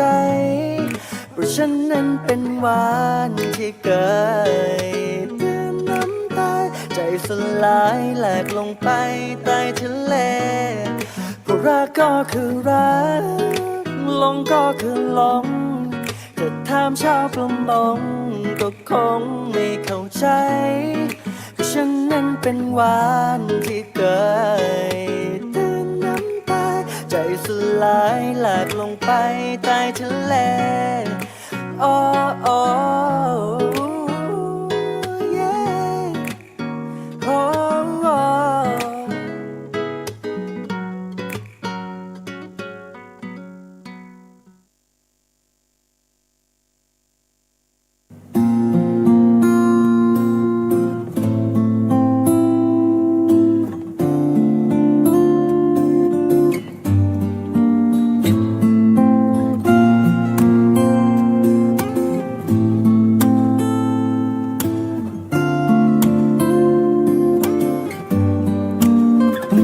14 กุมภาพันธ์นี้วันวาเลนไทน์ดอกกุหลาบช่อนี้ไม่รู้จะเอาให้ใคร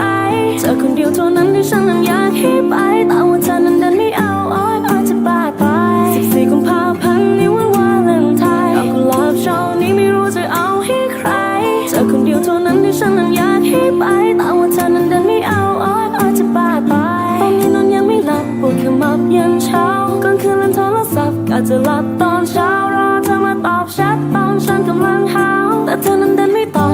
ทักไปแล้วไม่รู้ทำไมนะเธอทำไมจึงไม่ตอบฉันไม่รู้ว่ามีคนใหม่หรือว่าไม่อยากตอบกันและฉันก็รู้ตัวดีว่าฉันมันมาทีหลังรับดอกไม้ฉันที่ทำให้ฉันผิดหวังโทรไปเธอไม่รับใช่เปล่าวาเลนไทน์ปีนี้เขาอยู่กับเธอได้เปล่าผ่านปีใหม่มาแล้วตอนนี้ก็วาเลนไทน์ปีนี้เขาแค่มีเธออยู่ข้างกายก็แค่มีเธออยู่ข้างกายเอากุหลาบของฉันรับมันหน่อยได้ไหมรับมันหน่อยได้ไหม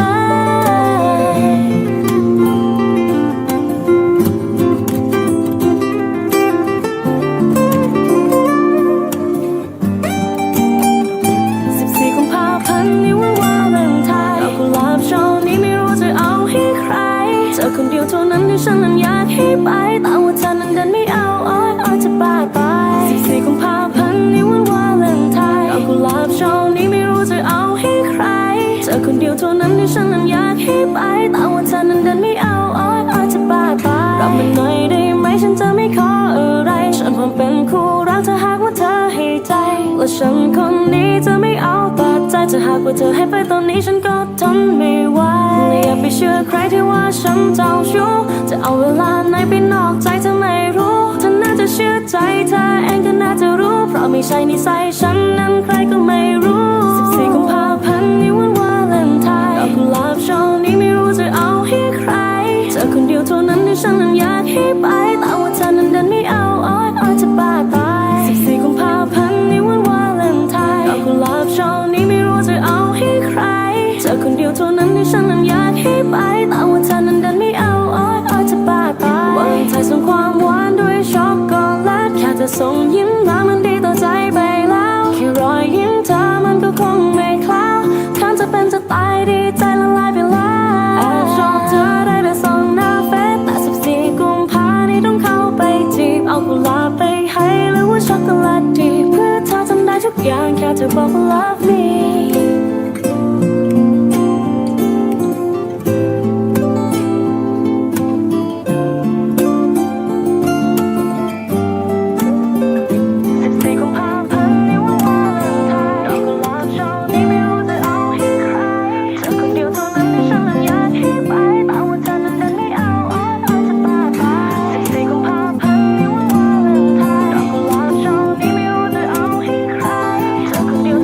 ฉัน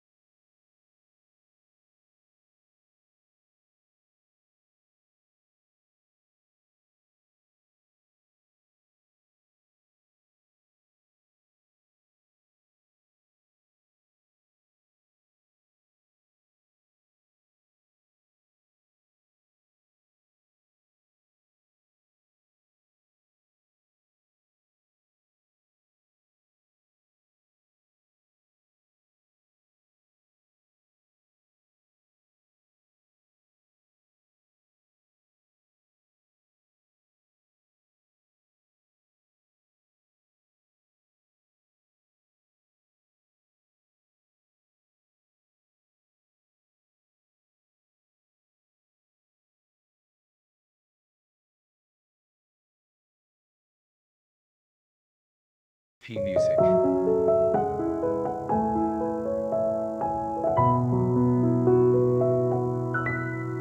ขอให้โชคดีนับตั้งแต่นี้ ต้องไม่งอแงดูแลตัวเองให้ดี ฉันไม่เป็นไร ไม่ได้ไปไหน แค่จะอวยพรจากนี้ให้นอนฝันดี รู้กันแค่เรา ยามที่เธอเหงา ฉันจะรออยู่ไม่ว่าจะสุขหรือเศร้า เธอไม่ต้องร้องไม่ต้องร้องทั้งที่ดีที่เราสองนั้นต้องแยกจากกัน อย่างน้อยถึงเราจากกันแต่ยังรู้จัก เท่านี้ที่ฉันให้ได้เป็นของขวัญ ฉันแค่ต้องถอยปล่อยให้เธอไป ถ้าจะ move on สักคนต้องท้อถอนใจ เจ็บกว่านั้นฉันไม่พูดให้เธอพูดก็ไม่กล้าก้มหน้าฝืนมันไว้ ฉันแค่ต้องถอยปล่อยให้เธอไป ถ้าจะ move on ต้องมีสักคนถอยไป ให้ได้เริ่มใหม่ ดีกว่ายอมทนแค่ยอมยิ้มให้มัน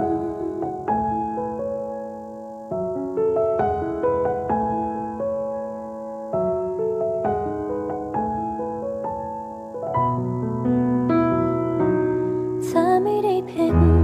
ผิดก็ที่ฉัน ที่ไม่ได้ทำอะไรให้ดีขึ้นเลย ปล่อยให้เธอฝันได้แต่ฝันได้แต่ฝันอยู่ยังเคยไม่ให้ได้อย่างใคร อย่างน้อยถึงเราจากกันแต่ยังรู้จัก เท่านี้ที่ฉันให้ได้เป็นของขวัญ ฉันแค่ต้องถอยปล่อยให้เธอไป ถ้าจะ move on สักคนต้องท้อถอนใจ เจ็บกว่านั้นฉันไม่พูดให้เธอพูดก็ไม่กล้าก้มหน้าฝืนมันไว้ ฉันแค่ต้องถอยปล่อยให้เธอไป ถ้าจะ move on ต้องมีสักคนถอยไป ให้ได้เริ่มใหม่ ดีกว่ายอมทนยื้อแค่ยอมยิ้มให้มัน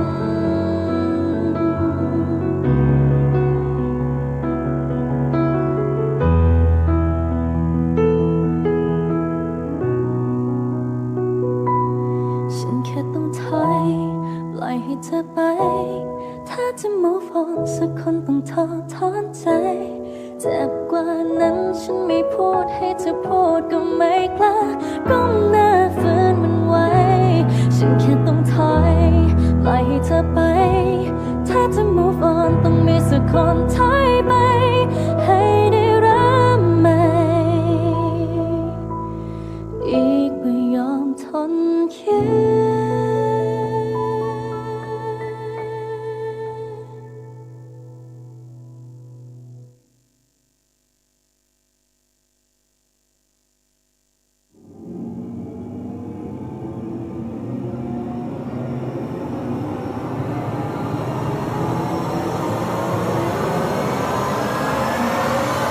The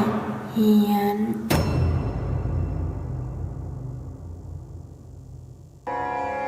ध्यान ध्येय सदा सवितृ เที่ยงคืน 14 นาทีก็กลับมาสู่เดอะเฮียนนะจ๊ะ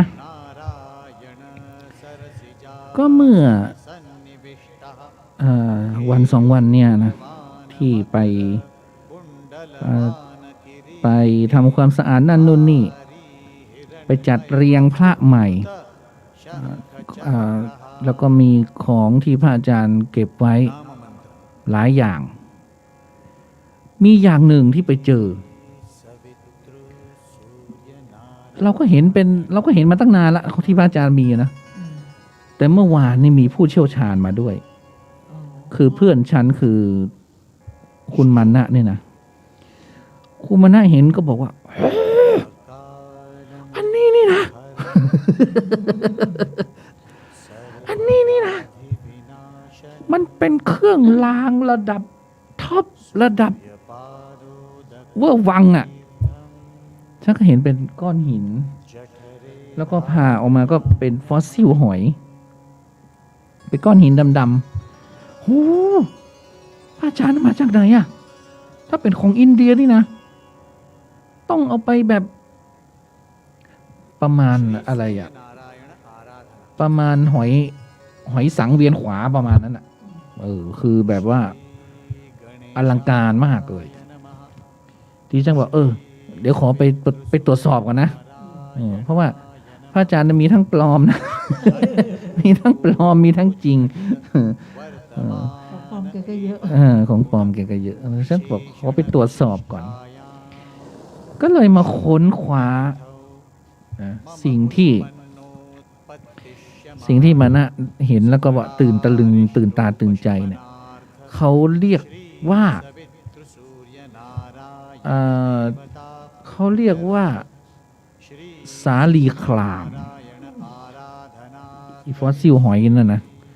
เขาเรียกว่าสาลีคลามนี่เป็นเหมือนกับหินศักดิ์สิทธิ์ของพระวิษณุเทพมันเป็นหินชนิดที่เกิดจากฟอสซิลของสัตว์ดึกดำบรรพ์ที่มันเป็นลายหอยอยู่ข้างในอะนะมันไม่ใช่หอยอย่างเดียวนะมันเป็นหอยที่มันเป็นลูกครึ่งปลาหมึกด้วยแต่มันสูญพันธุ์ไปแล้วเมื่อ65 ล้านปีก่อนอย่างน้อยมันก็คือเป็นของดึกดำบรรพ์น่ะตั้ง65 ล้านปีแล้วสาลีคามเนี่ยก็คนอินเดียคนฮินดูเนี่ยเขาเชื่อว่าเป็นส่วนหนึ่งของ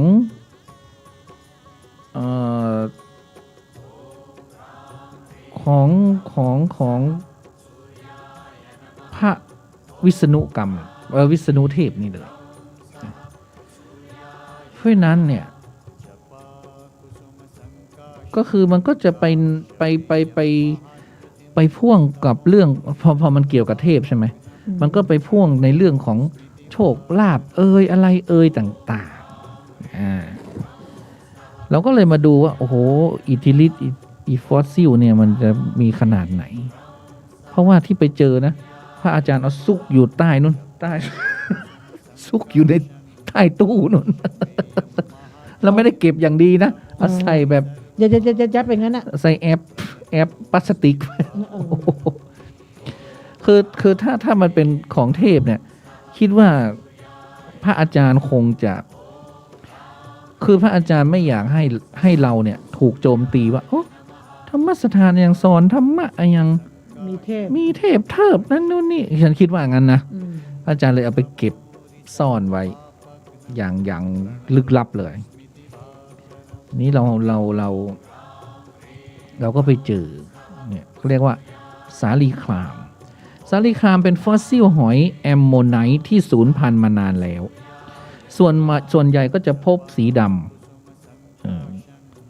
ำที่เราเจอที่ธรรมสถานก็สีดำถ้าตรวจสอบไปเรื่อยๆนะขนาดแบบนี้ใช่อย่างนี้เลยชาวฮินดูเชื่อกันว่าศิลาชนิดนี้เป็นของศักดิ์สิทธิ์ที่พระวิษณุประทานลงมายังโลกตำนานกล่าวว่าพระลักษมีนั้นแบ่งภาคลงมาเป็นต้นกะเพราเพราะนั้นเวลาจะบูชาอีหินเนี่ยนะต้องไปเด็ดใบกะเพรามาถ้าเราอยากถูกหวยเราต้องผัดกะเพรามาบูชาอีหินนี้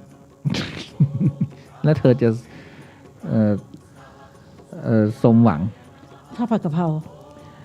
สาลีคลามนั้นเป็นศิลาศักดิ์สิทธิ์เพราะว่ามีลายคล้ายกับจักษุทัศน์อันเป็นสัญลักษณ์หนึ่งของพระวิษณุคู่กับสังเพราะฉะนั้นสิ่งที่ชาวอินเดียจะนำมาคู่กันนะ1หินเนี่ยนะสาลีคลาม2สังและ3คือใบกะเพราถ้า3อย่างนี้อยู่รวมกันเนี่ยเหมือนกับคุณจะได้รับการแบบว่าคุ้มครองและอำนวยพรจากทั้งพระวิษณุพระลักษมี คุณจะปราศจากเรื่องร้ายใดๆทั้งปวงจะนำมาซึ่งความร่ำรวยโชคดีต่างๆนานา มานะเห็นก็เลยตกใจไง เห็นแล้ว ว่า กรี๊ดใหญ่ ว่าพระอาจารย์มาจากไหนอย่างเงี้ยนะโอ้พระอาจารย์ก็เปิ้นก็ไม่ใช่ว่า คนไปเลยเหรอเปิ้นก็ เปิ้นก็มีสติปัญญาครับพระอาจารย์นะ แกรู้จะตาย เออนะหรือไม่แน่ว่าอาจจะไม่ใช่ของแกเพราะเมื่อก่อนเนี่ยเรามีพระเยอะที่ธรรมสถาน อาจจะเป็นของรูปใดรูปหนึ่งก็ได้ แล้วก็เลยมาซุกเอาไว้ อาจจะเป็นของหลวงแม่ก็ได้ ไม่แน่ว่าเป็นของใคร อาจจะเป็นของอาจารย์กบก็ได้ มันจะเป็นของอาจารย์เสน่ห์ก็ได้เราไม่รู้นี่ใช่ไหมเป็นของใครศิลาคลามนี้ก็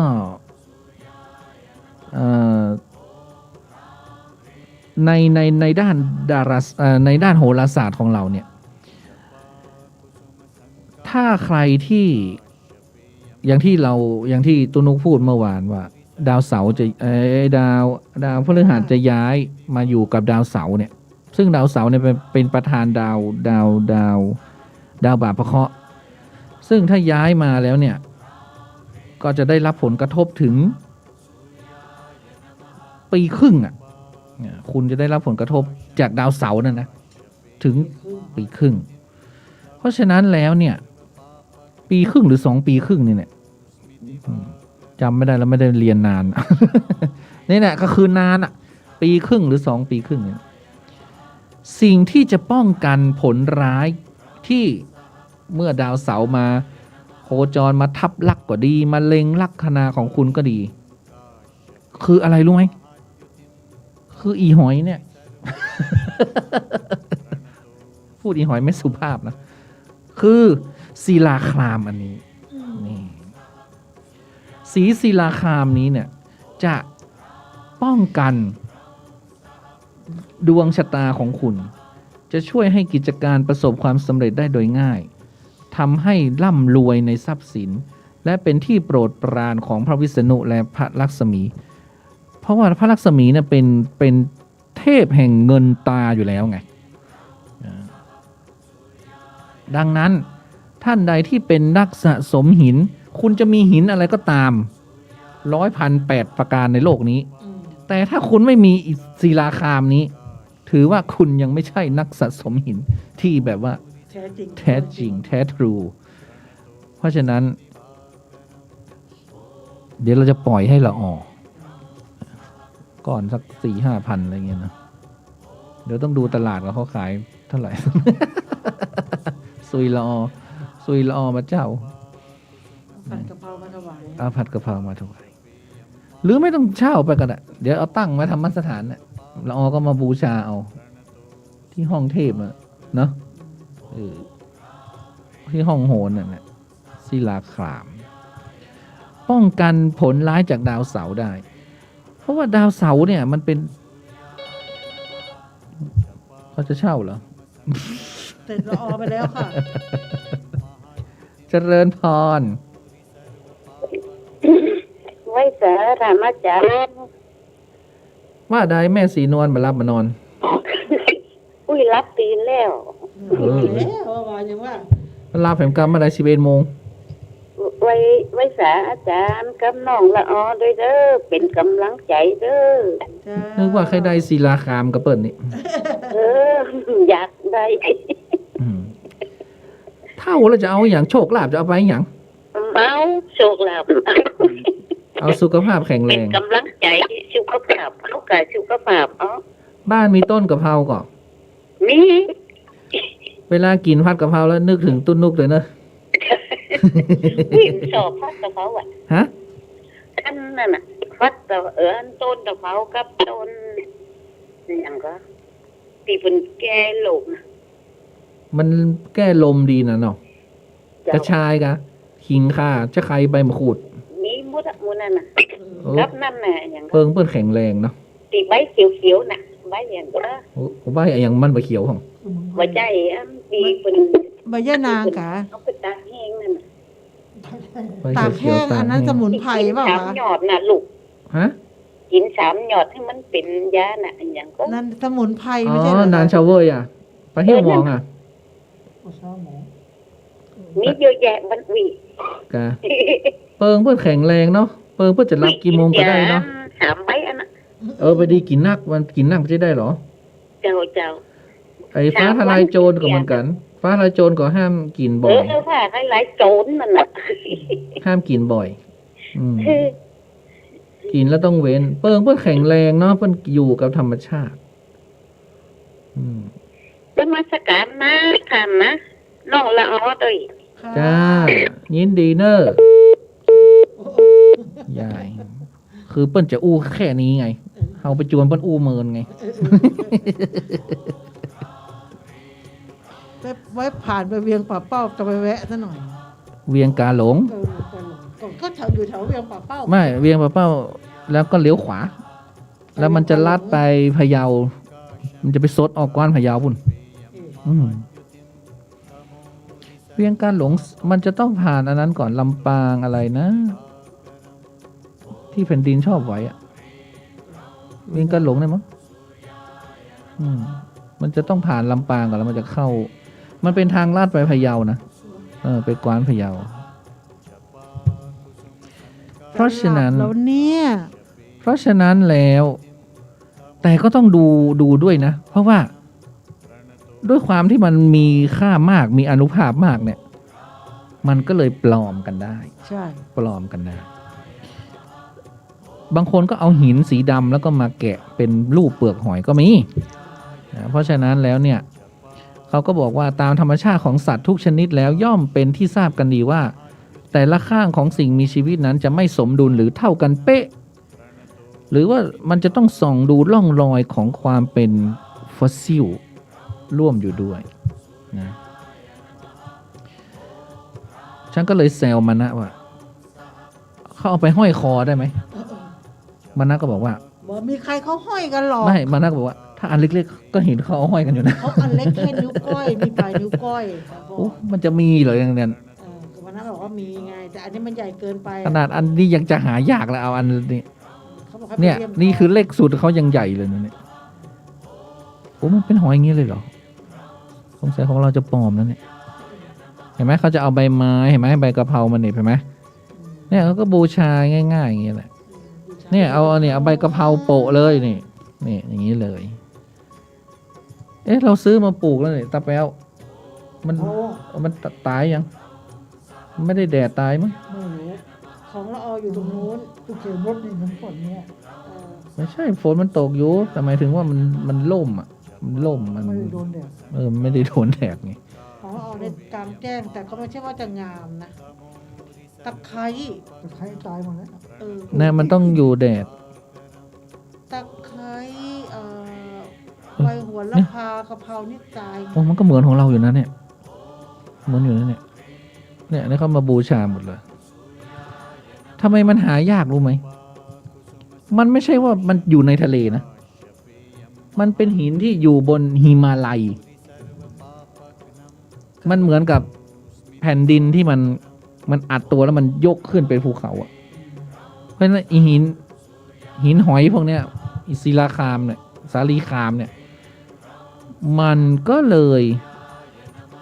ต้องไปหาที่ภูเขานี่เล็กๆนี่6,100เองละสนใจไหมพระวิษณุนะพระลักษมีนะ6,100 เหมือนไหมเหมือนของเราไหม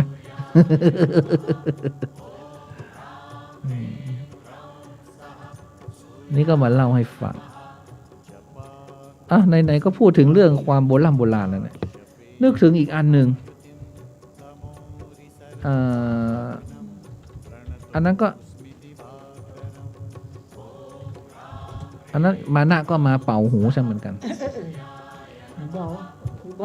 ก็คืออัมพันธ์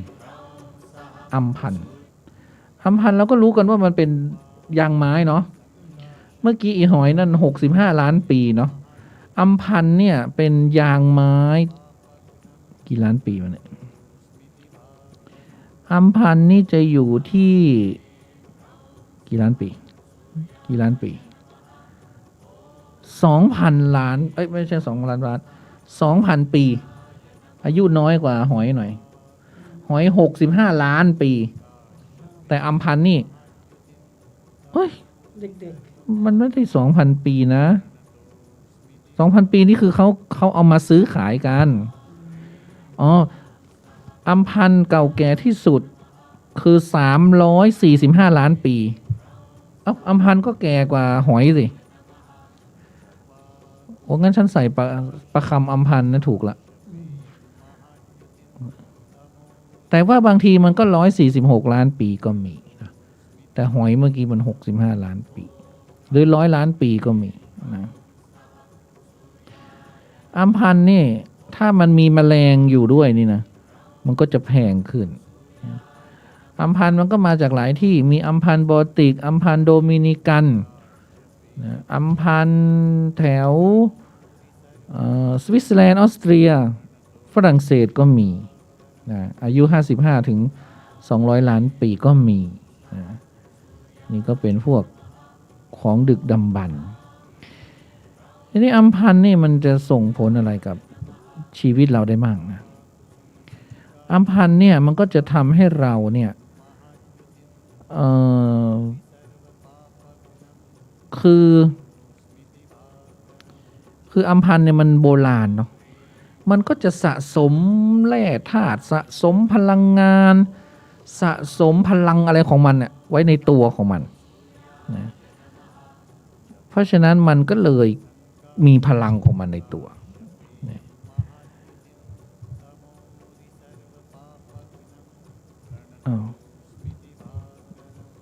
แล้วจะใช้ยังไงเนี่ยเขาบอกว่าอัมพันธ์คืออัญมณีแห่งความเด็ดเดี่ยวแล้วก็ ๆเอาที่มันมีตัวสกอร์เปียนเอาไว้ในนั้นนะสิมันจะได้แบบ มันเม็ดละล้านเธอมีปัญญาซื้อ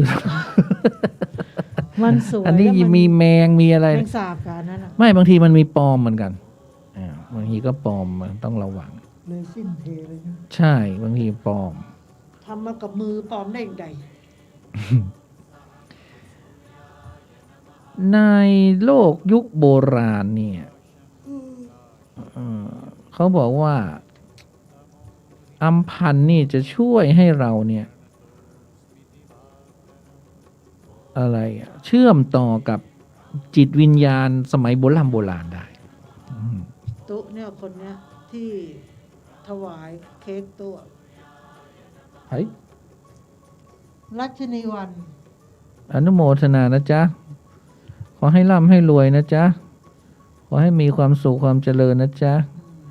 ขอให้คิดสิ่งใดก็สมความมุ่งมั่นปรารถนานะจ๊ะคราวหลังเปลี่ยนเป็นอย่างอื่นนะจ๊ะ ไม่เอาอะไรนะ ดาวนี่ ไม่เอาบามันอีกละ มันดักนี่เบานี่ไง กลัวอ้วนเหรอ อัมพันธ์นั้นเป็นหินป้องกันสำหรับเด็ก และก็สวมใส่เป็นสร้อยข้อมือ และก็เย็บติดกับเสื้อผ้าเด็กทารก แล้วก็วางไว้ใกล้ๆเพื่อป้องกันพลังงานที่เป็นลบนะแล้วประคำอัมพันธ์ฉันอยู่ไหนเนี่ยอ่านแล้วเดี๋ยวฉันต้องไปหามาห้อยละแล้วอัมพันธ์นี่เป็นโล่ป้องกันอันตราย แล้วก็บางทีเนี่ยลดอาการปวดฟัน แต่ไม่ควรเอาไปไว้ในปากนะหมายถึงว่าใส่อัมพันธ์แล้วหายปวดฟัน ความเชื่อไหมเชื่อสุดๆเลย ไม่มีเหตุผลใดๆทั้งนั้นงมงายล้วนๆนะใครก็ตามที่พกอัมพันธ์เมื่อฟื้นจากเจ็บป่วยแล้วเนี่ยจะเป็นการเพิ่มพลังให้เป็นปกติ เพราะฉะนั้นใครที่ไปฉีดวัคซีนมาเนี่ยให้เอาอัมพันธ์มาห้อยเนาะมันจะได้แบบเพิ่มพลังดึงความสุขภาพดีขึ้นมาเลยเพราะว่าอัมพันธ์นี่จะช่วยสร้างความอบอุ่นจากด้านนอกเข้าสู่ด้านในและจะเพิ่มพลังงานให้กับร่างกายอัมพันธ์เนี่ยจะเป็นอัญมณีที่เอามาเพิ่มอายุไขและเป็นอัญมณีที่มหัศจรรย์สำหรับผู้สูงอายุนี่มันเหมาะกับละออด้วยไปขอคุณเลียวสิคุณเลียวเขามีอัมพันธ์ตั้งหลายตั้งเยอะตั้งแยะ อัมพันธ์เขายังสั่งเอกที่อยู่เมืองนอกซื้ออยู่เลย มันเป็นอัญมณีสำหรับผู้สูงอายุไงฉันรู้แล้วทำไมเขาถึงพก อัมพันธ์อันนั้นเดียวเอาไปหลอมนี่เอาไปหลอมทำพระ ที่วัด สาธิธรรมอ่ะ นะ เขาเอาไปหลอม สำหรับในเรื่องของความรักเนี่ยอัมพันธ์สีเหลืองๆเนี่ยนะสีส้มๆเนี่ยก็เป็นสัญลักษณ์แห่งความงามความอ่อนโยน เป็นเครื่องรางโชคดี เพิ่มความสดชื่นตามธรรมชาติ ดึงดูดความรักที่ยาวนาน แล้วก็ดึงดูดคู่แท้ด้วยอันนี้ฉันต้องรีบใส่เลยนะแล้วก็ป้องกันอิทธิพลภายนอกที่จะเป็นลบเป็นแทรกแซงเป็นแบบมือที่สามอะเนาะความรักมันจะต้องมีสองคนนะเป็นอัญมณีที่ยอดเยี่ยมสำหรับการรักษาสัญญา และถูกใช้ให้ยืนยันความยืนยาวต่อชีวิตคู่โดยเฉพาะคนญี่ปุ่นนี่เขาถือมากเลยเขาจะมีอัมพันธ์ประจำตัวของเขาเลย เพราะเขาเชื่อว่าอัมพันธ์นี่เป็นอัญมณีแห่งความมีชีวิตชีวา และการสร้างสรรค์จินตนาการทีนี้จะเลือกซื้ออัมพันธ์อย่างไรนี่ขอให้ไปในมีผู้เชี่ยวชาญเนาะอย่างต้นนุกเนี่ยมีมานะเป็นผู้เชี่ยวชาญมีอะไรก็ถามมันถ้าให้ไปซื้อเองนี่เราโดนหลอกแน่นอน หรือเราอาจจะเรียนรู้เรื่องที่โดนหลอกไปก่อนก็ได้พระอาจารย์เป็นอย่างนี้นะพระอาจารย์จะซื้อของปลอมมาสักลังหนึ่งก่อน มีของแท้อยู่สัก10 อัน แกก็ดีใจแล้ว คือแกซื้อวิชาน่ะ แกซื้อวิชาจบวันนี้มีหอยกับอัมพันธ์เป็นเรื่องของโบราณ ตู้ไม่สงสารละออเลยนะ มันก็เลิกเลยไหมกลับเลยไหม กลับเลย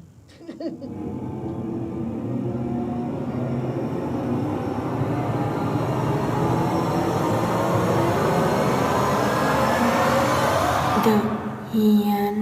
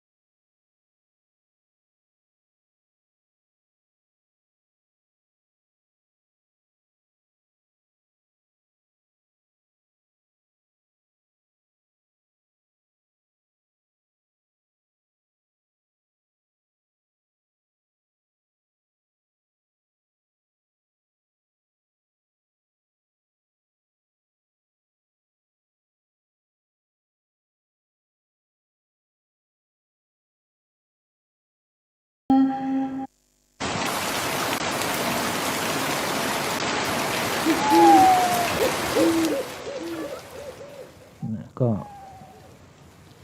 ไม่น่า ทนเล่าแล้วก็ทนฟังไป เธออยากจะมาจัดรายการอยู่แล้วเธอต้องทำให้เต็มที่ เธอต้องหาอัมพันธ์มาใส่เธอจะได้มีพลังงาน ฉันต้องกินใบกระท่อม มันจะได้คึกคืน ถ้ากินน้ำสมุนไพรแล้วมันเหงาหลับ ถ้าคำที่น่าจะมีขายแล้วมั้งเนาะ ไม่รู้ เพราะเขาไม่ผิดกฎหมายแล้วน่ะ ไม่ผิดเขาขายกันในออนไลน์กันหมด คำที่ยังคงจะเอามาขายแล้วล่ะ เอามาปลูก เดี๋ยวว่างๆต้องมาดูกัน ตรงนี้ขายต้น คราวนี้เราจะเล่าเรื่องตอนนี้สนามบินมันเปิดแล้วเนาะเขาก็มีสามีภรรยาคู่หนึ่งเนาะก็เดินทาง เพราะเขาเดินได้แล้วไงเดินทางได้เขาก็ส่วนมากเนี่ย สนามบินต่างประเทศเนี้ย บินมาประเทศไทย คราวนี้สามีคนเนี้ยเขาก็อยู่บนเครื่องบังเอิญวันนั้นภรรยาเขาก็นั่งมาด้วยเขาบอกว่าไฟล์เนี่ยมันเป็นไฟล์พิเศษ แต่ละไฟล์เนี่ยถ้าไฟล์พิเศษก็จะมีทั้งสัตว์ถ้าเกิดว่าเป็นหมาเป็นแมวเป็นอะไรพวกเนี้ย มันจะมีห้องของเขา แล้วเขาก็จะปรับอุณหภูมิให้กับสัตว์สิ่งนั้น คือดูแลอย่างดี ก็คือซื้อตั๋วให้ เขา ตั๋ว ซื้อ ให้ ตั๋ว ขึ้น ให้ เครื่องได้ ใช่ แม้แต่ศพ ก็สามารถถ้ามีเงินก็สามารถ ใช่เขาก็เหมือนที่มีข่าวว่าเอาศพมาจากต่างประเทศ อืม ส่งมาประเทศไทย อืม เขาก็จะคือล็อกโลง อืม อย่างมิดชิดอย่างดีที่สุดเลย อืม คันนี้ยไฟเนี้ยก็มีรถวอก็วิ่งมาเนี่ยคันนี้ยภรรยาของผู้ช่วยนักบินคนเนี้ยเป็นแกก็เป็นช่างประจำเครื่องนั่นแหละ ก็เห็นรถวอมาภรรยาเขาก็รู้ได้เลยว่า ต้องมีศพขึ้นมาที่รถที่เครื่องบินลำนี้แน่นอน คันนี้พอเขานั่งไป มันก็ไม่มีเหตุการณ์อะไรเขาก็เล่าเรื่องว่า นู่นนี่นั่นคันนี้จังหวะเขาต้องพักเครื่อง เพราะว่าบินมาไกลเนี่ยมาพักที่อีกประเทศหนึ่งนะคะ ระหว่างที่พักเนี่ยเขาก็จะให้ผู้โดยสารเนี่ยลงมาจากเครื่อง เพื่อเขารู้ว่าเปลี่ยนลำหรือยังไงเนี่ยเปลี่ยนลำเพื่อจะต่อไปอีกที่หนึ่งใช่ไหมคะนั้นผู้โดยสารก็ลงมาหมดแล้วเขาก็ลงมาหมดแล้วคันนี้ผู้หญิงคนเนี้ยที่นั่งอยู่คนเดียว แล้วก็พูดอยู่คนเดียวร้องไห้ด้วยพูดด้วยกัปตันก็เลยถามว่าทำไมคุณไม่ลงไปเขาก็บอกว่าสามีเขาอะไม่ให้ลงให้อยู่เป็นเพื่อนเขาอยากจะนั่งต่อเขาก็พูดอย่างนี้เนาะคราวนี้เขาก็เลยบอกว่าสามีคุณเป็นใครอะไรยังไงเงี้ยเขาบอกว่าสามีฉันก็มาด้วยกันเนี่ยก็คือที่ลงพอพูดจบปุ๊บไอห้องที่เขาเก็บศพเนี่ยอยู่ๆมันก็เปิดล็อกขึ้นมา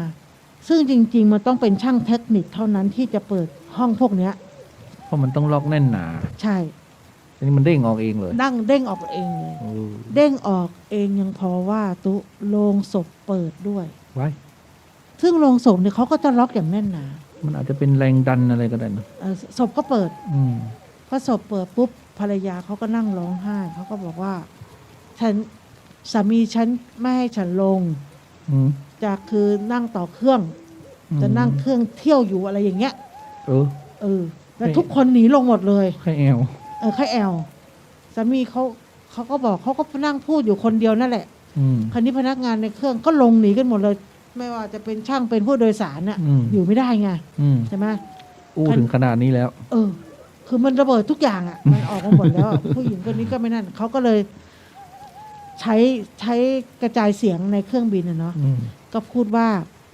สามีเขาอ่ะอยากจะนั่งไม่อยากนั่งอยู่ในโรงเนี้ยอยู่ในห้องที่เก็บเนี่ย อืมอืม เขาอยากจะมานั่งที่ห้องผู้โดยสารด้วย อืม เขาอยากจะมานั่งเขาไม่ชอบการปิดโรงเขาไม่ชอบอยู่ในห้องนั้นอึดอัดอยู่คนเดียวเขาไม่ชอบ เขาอยากจะนั่งไปกับภรรยาและอยู่ในห้องนั้น เขาก็พูดออกไป คราวนี้เขาก็เลยบอกว่าก็สายเสียงตามสายเพราะมีใครอยู่บนเครื่องแล้วนี่ไม่ยอมอยู่มีเดียวคนนั้นคนเดียวเขาก็เลยบอกว่าให้ลงมา เดี๋ยวจะเปลี่ยนเครื่อง เดี๋ยวจะให้สามีของคุณเนี่ยนั่งไปด้วยเนาะแต่ต้องเปลี่ยนเครื่องเพื่อเราจะไปต่ออีกที่หนึ่งเพื่อจุดหมายปลายทางอะไรอย่างเงี้ยเนาะให้ภรรยาเขาสื่อสารกับสามีเขาภรรยาเขาก็พูดคนเดียวสื่อสารว่าเดี๋ยวเราจะลงนะ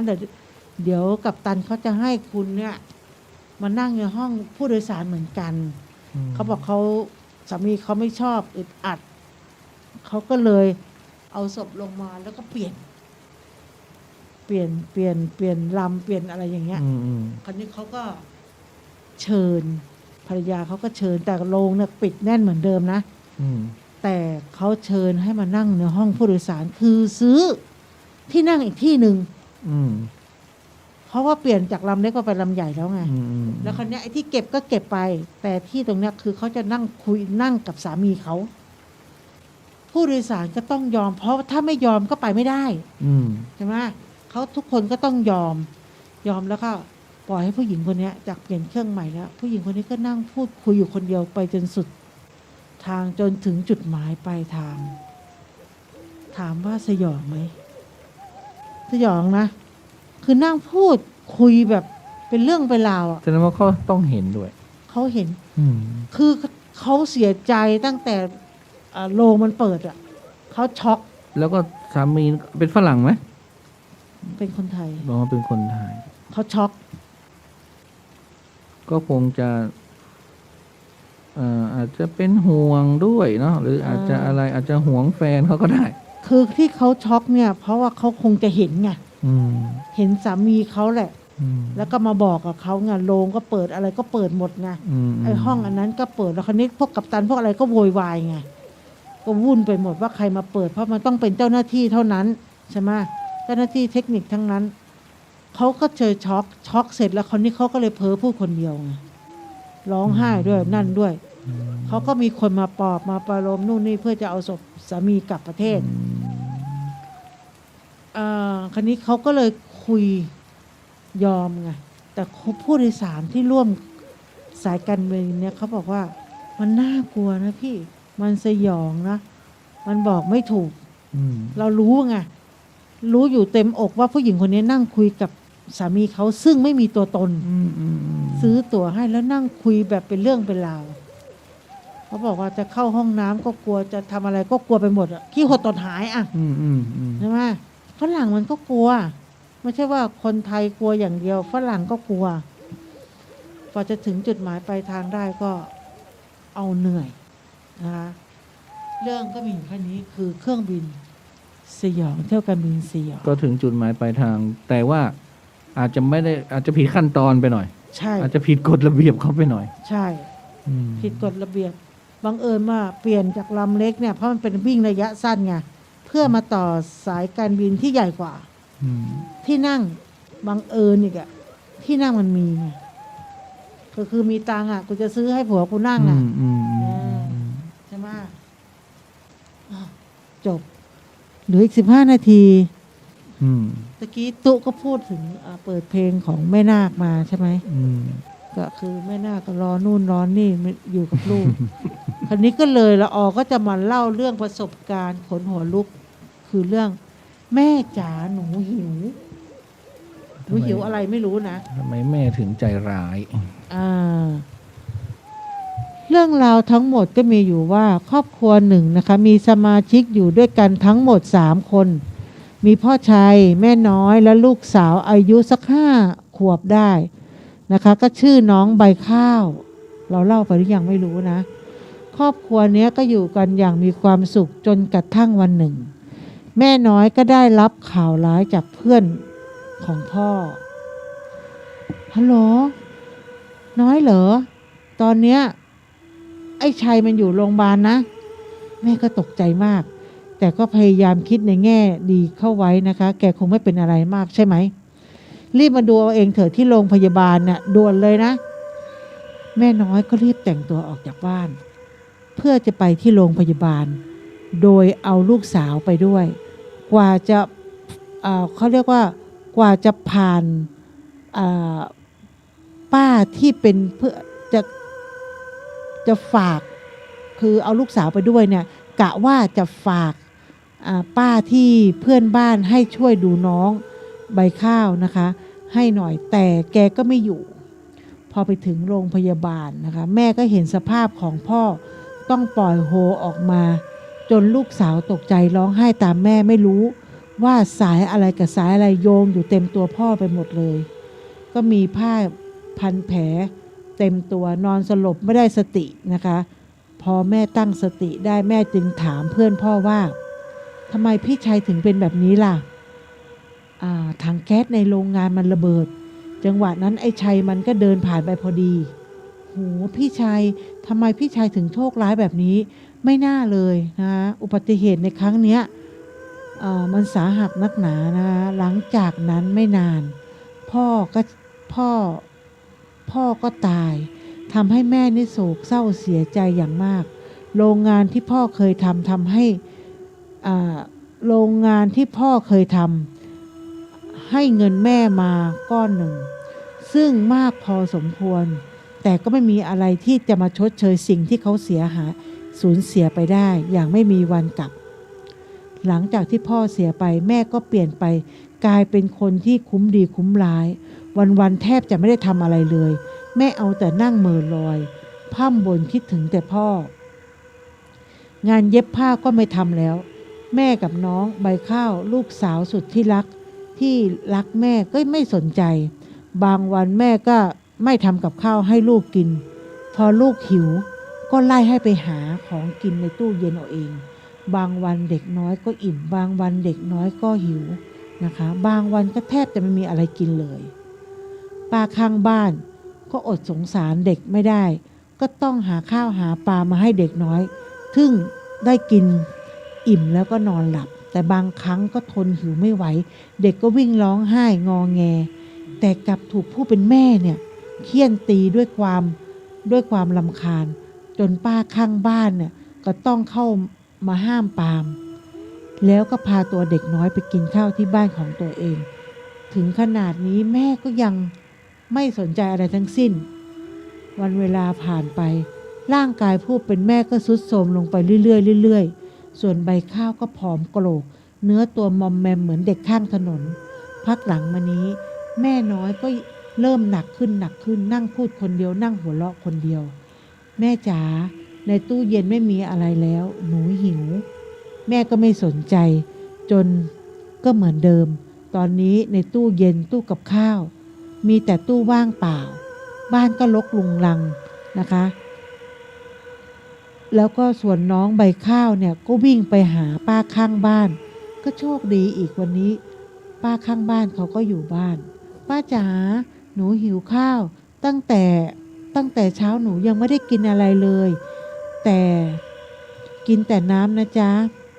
ป้าก็เลยจัดหาข้าวน้ำอาหารขนมแล้วก็ยังใส่ถุงกลับไปกินต่อที่บ้านอีกด้วยก็เป็นเวรเป็นกรรมอะไรนักหนาเฮ้อกิน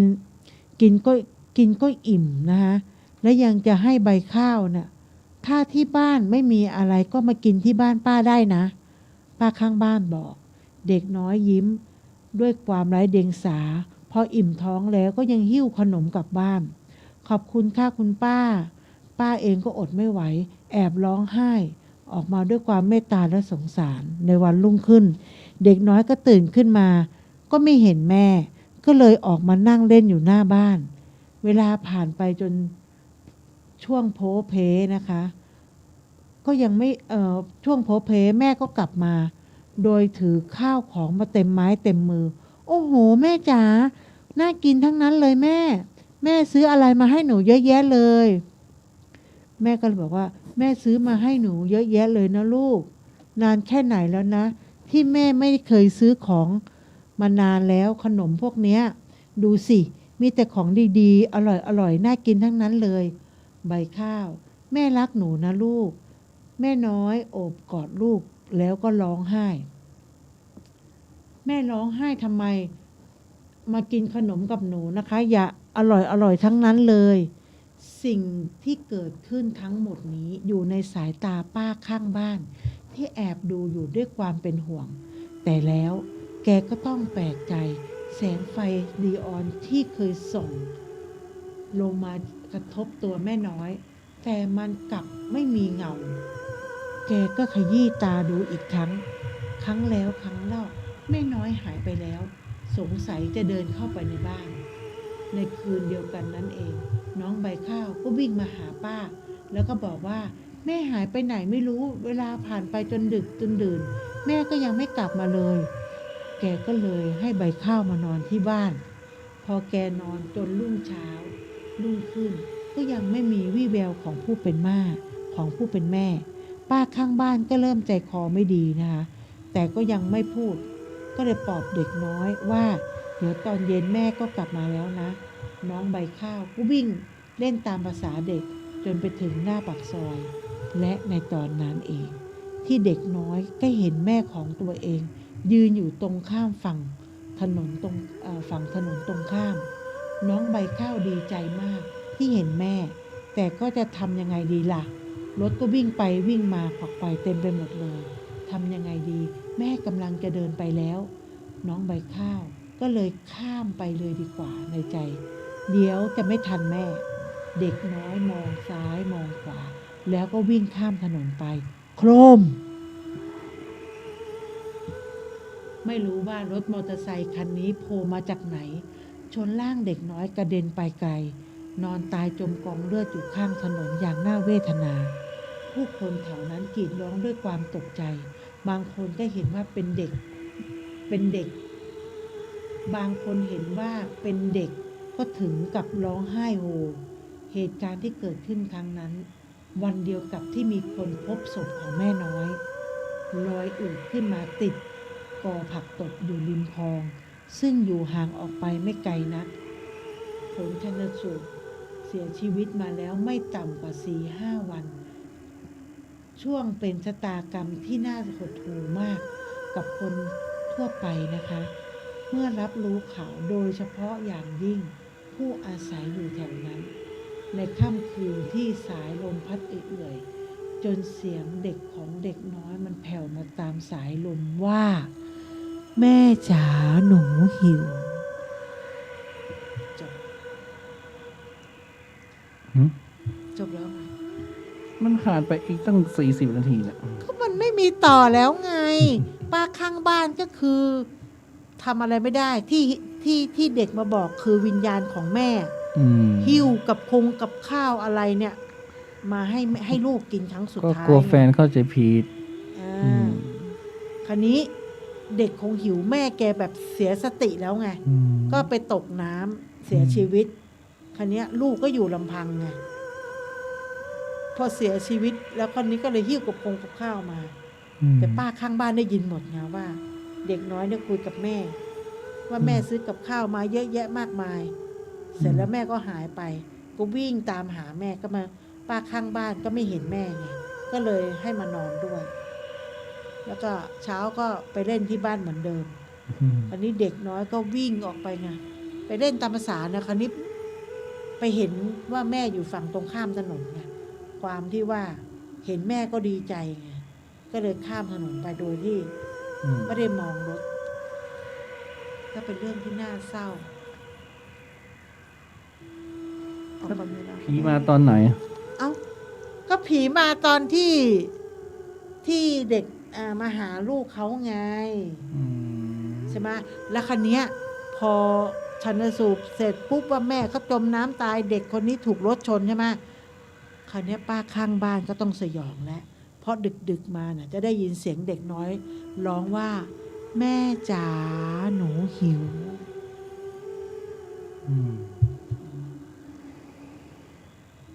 เอาละกลับดีกว่า กลับดีกว่า เพราะว่าดูสภาพแล้วไม่ไหวทั้งสักคนหนึ่ง แต่กลับไปไม่ง่วงนะ ตาแจ้ง งงมากเลยอะ ตี 3 ตี 4 ตี 5 มาจัดนี่มันใช้พลังงานเนอะ โอ้สุดใช้จริง ใช้พลังงานเยอะ ๆ จริงเนาะจัดรายการนี่ใช้พลัง เพราะว่าเราต้องส่งไปถึงนู่นนะเวียงกะหลง ไม่เราก็ไม่รู้ว่าเราใช้พลังงานอะไรกับการที่เรามาจัดรายการแล้วก็พู มัน ด ต้องใช้ไงต้องใช้ พูดคุยข่าวพูดคุยนู่นนี่นั่น มันเหนื่อยเนาะเหนื่อยง่วงสปะอย่าง เราบอกล่ำลาท่านผู้ฟังตรงนี้เลยไหม ว่า ไม่มาละ เพราะแก่เท่าแล้วไม่ไหวแล้ว 60 แล้วใช่ไหม เธอก็จัดข้างล่างกับคุณเลียวสิแล้วต้องแบกสังขารขึ้นมาทำไม เขา จัดข้างล่างนู่น ไม่ต้องมามันเนี่ยอย่างเงี้ยเราจัดเสร็จแล้วก็เข้าห้องนอนไปเลย ประตูมันง่าย ไม่ไป ประตูตัดที่ห้อง ไม่จัดให้รอเขาจัด เลิกขายของ เพราะอุปกรณ์เขาพร้อมอ่ะฉันดูก็ไม่พร้อม ไม่มีอะไรสักอย่างเลยโทรศัพท์มีเครื่องเดียวเนี่ย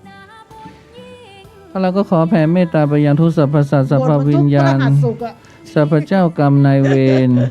สรรพเจ้าหนี้เจ้าสินทั้งหลายสิ่งศักดิ์สิทธิ์ทั้งหลายนะก็ขอให้ทุกรูปทุกนาม วิญญาณ ทุกรูปทุกนาม ทุกรายชื่อ ที่เราได้หยิบยกเอ่ยอ้างท่านขึ้นมาในรายการ ก็ขอให้ท่านจงมีความสุขความเจริญอย่าได้จองกรรมจองเวรเบียดเบียนซึ่งกันและกันเลยไปสู่ภพภูมิที่ดี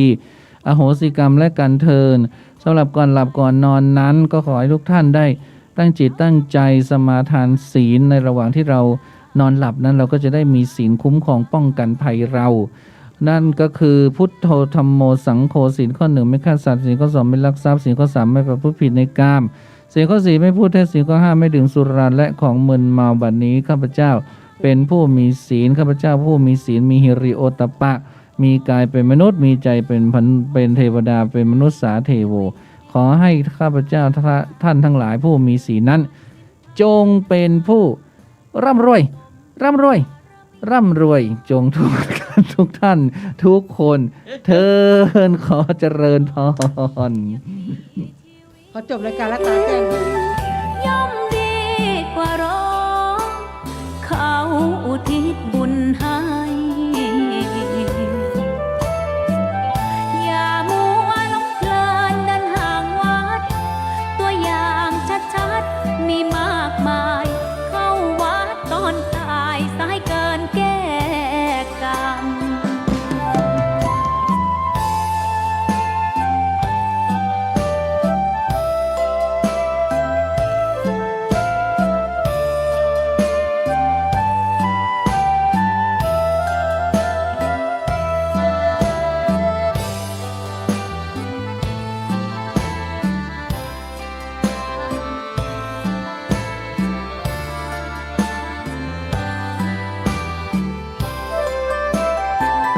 เข้าวัดยามเป็น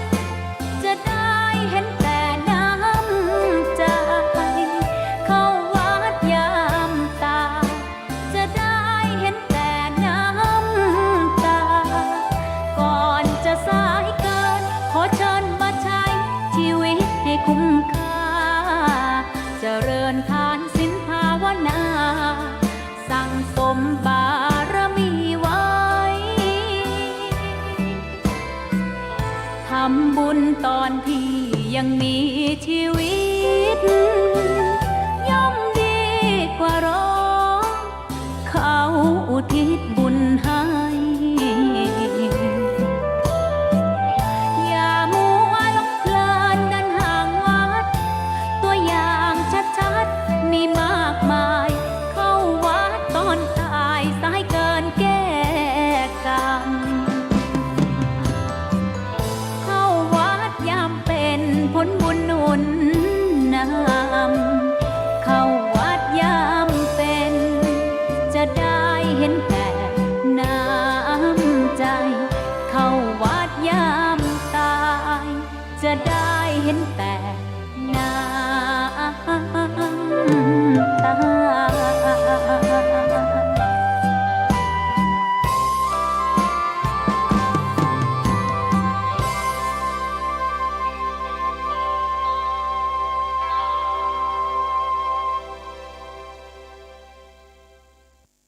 กัมมุนา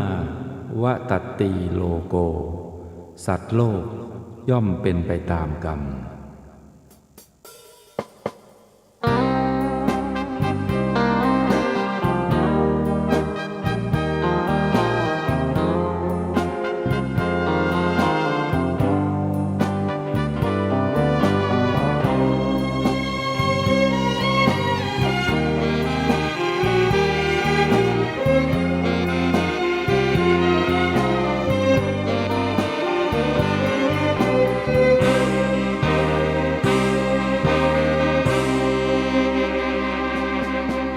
กรรมอำนาจกรรมกุศลกรรม หรืออกุศลกรรม ทุกการกระทำเป็นกรรมชั่วกรรมดี คนเราเกิดมาเป็นไปตามกรรมเช่นนี้ทำชั่วทำดีล้วนแต่มีผลกรรม ใจอำนาจใจ สติครองไว้ อย่าผิดพลาดเพ้อไป พระองค์เข้าใจ ชี้ในสิ่งกระทำจรวดบรรทุกใส่มาแล้วนาเวรกรรม คิดจะกระทำย้ำให้พึงสังวร คนและสัตว์ทั้งหลายที่เป็นไปต่างๆนานา ชีวิตแตกต่างนานากรรมชักพาพบเย็นพบร้อน คนไม่เข้าใจกันมัวกระทำเรื่องบาปหลายตอน เกิดใหม่พบหน้าแน่นอน นรกร้อนน่าสะพรึงกลัวอำนาจกรรมกุศลกรรมหรืออกุศลกรรมไม่ควรกระทำกรรมที่ผิดติดตัวทำบาปโหดร้ายมันไม่ใช่เรื่องยิ้มหัวผลลัพธ์น่ากลัวน่ากลัวอำนาจกรรม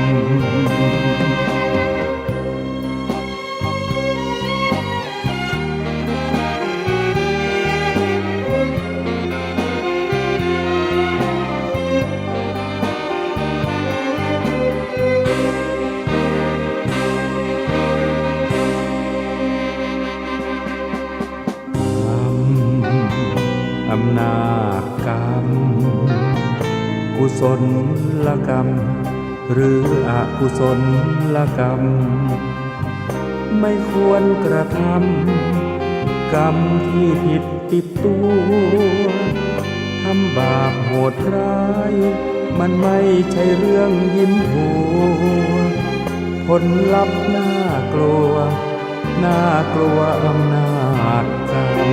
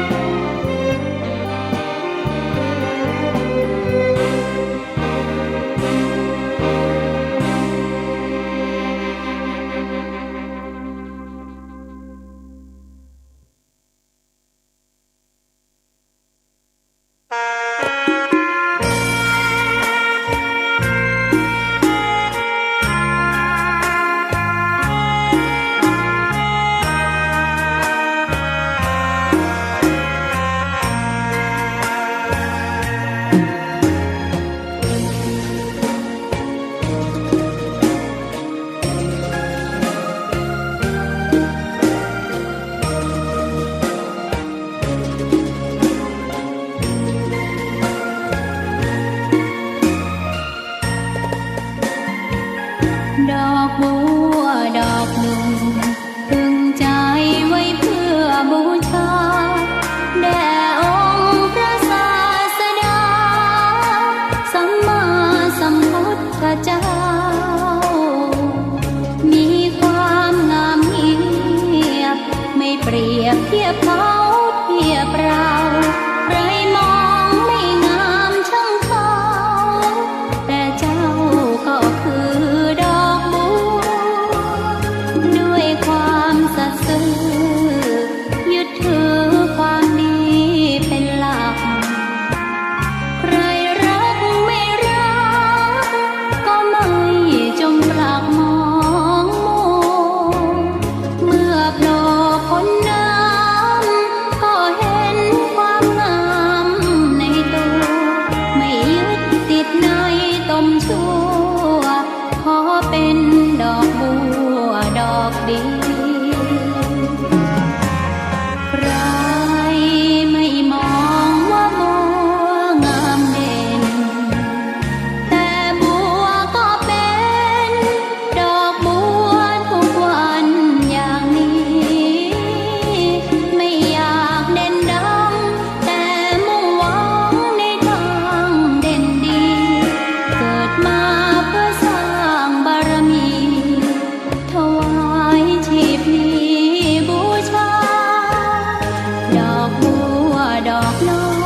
ยเฝ้าคอยคนที่ใจบุญมาโอบเอื้อเกื้อกูลรู้ค่าของบุญเก็บบัวขึ้นมาเพื่อสร้างความดี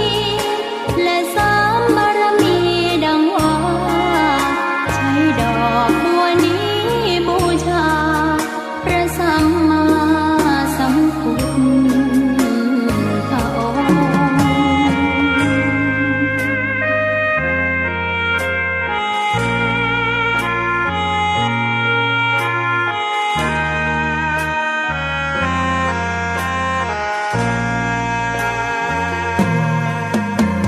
ใครไม่มอง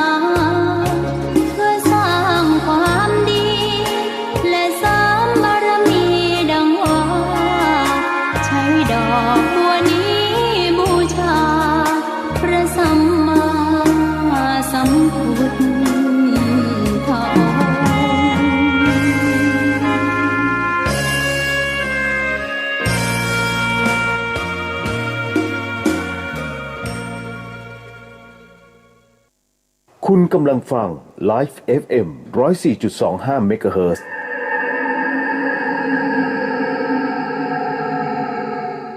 The เฮียน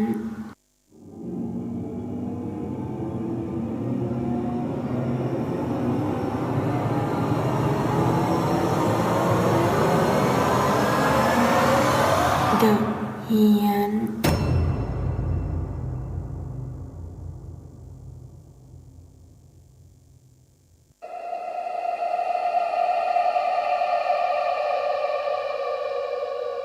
The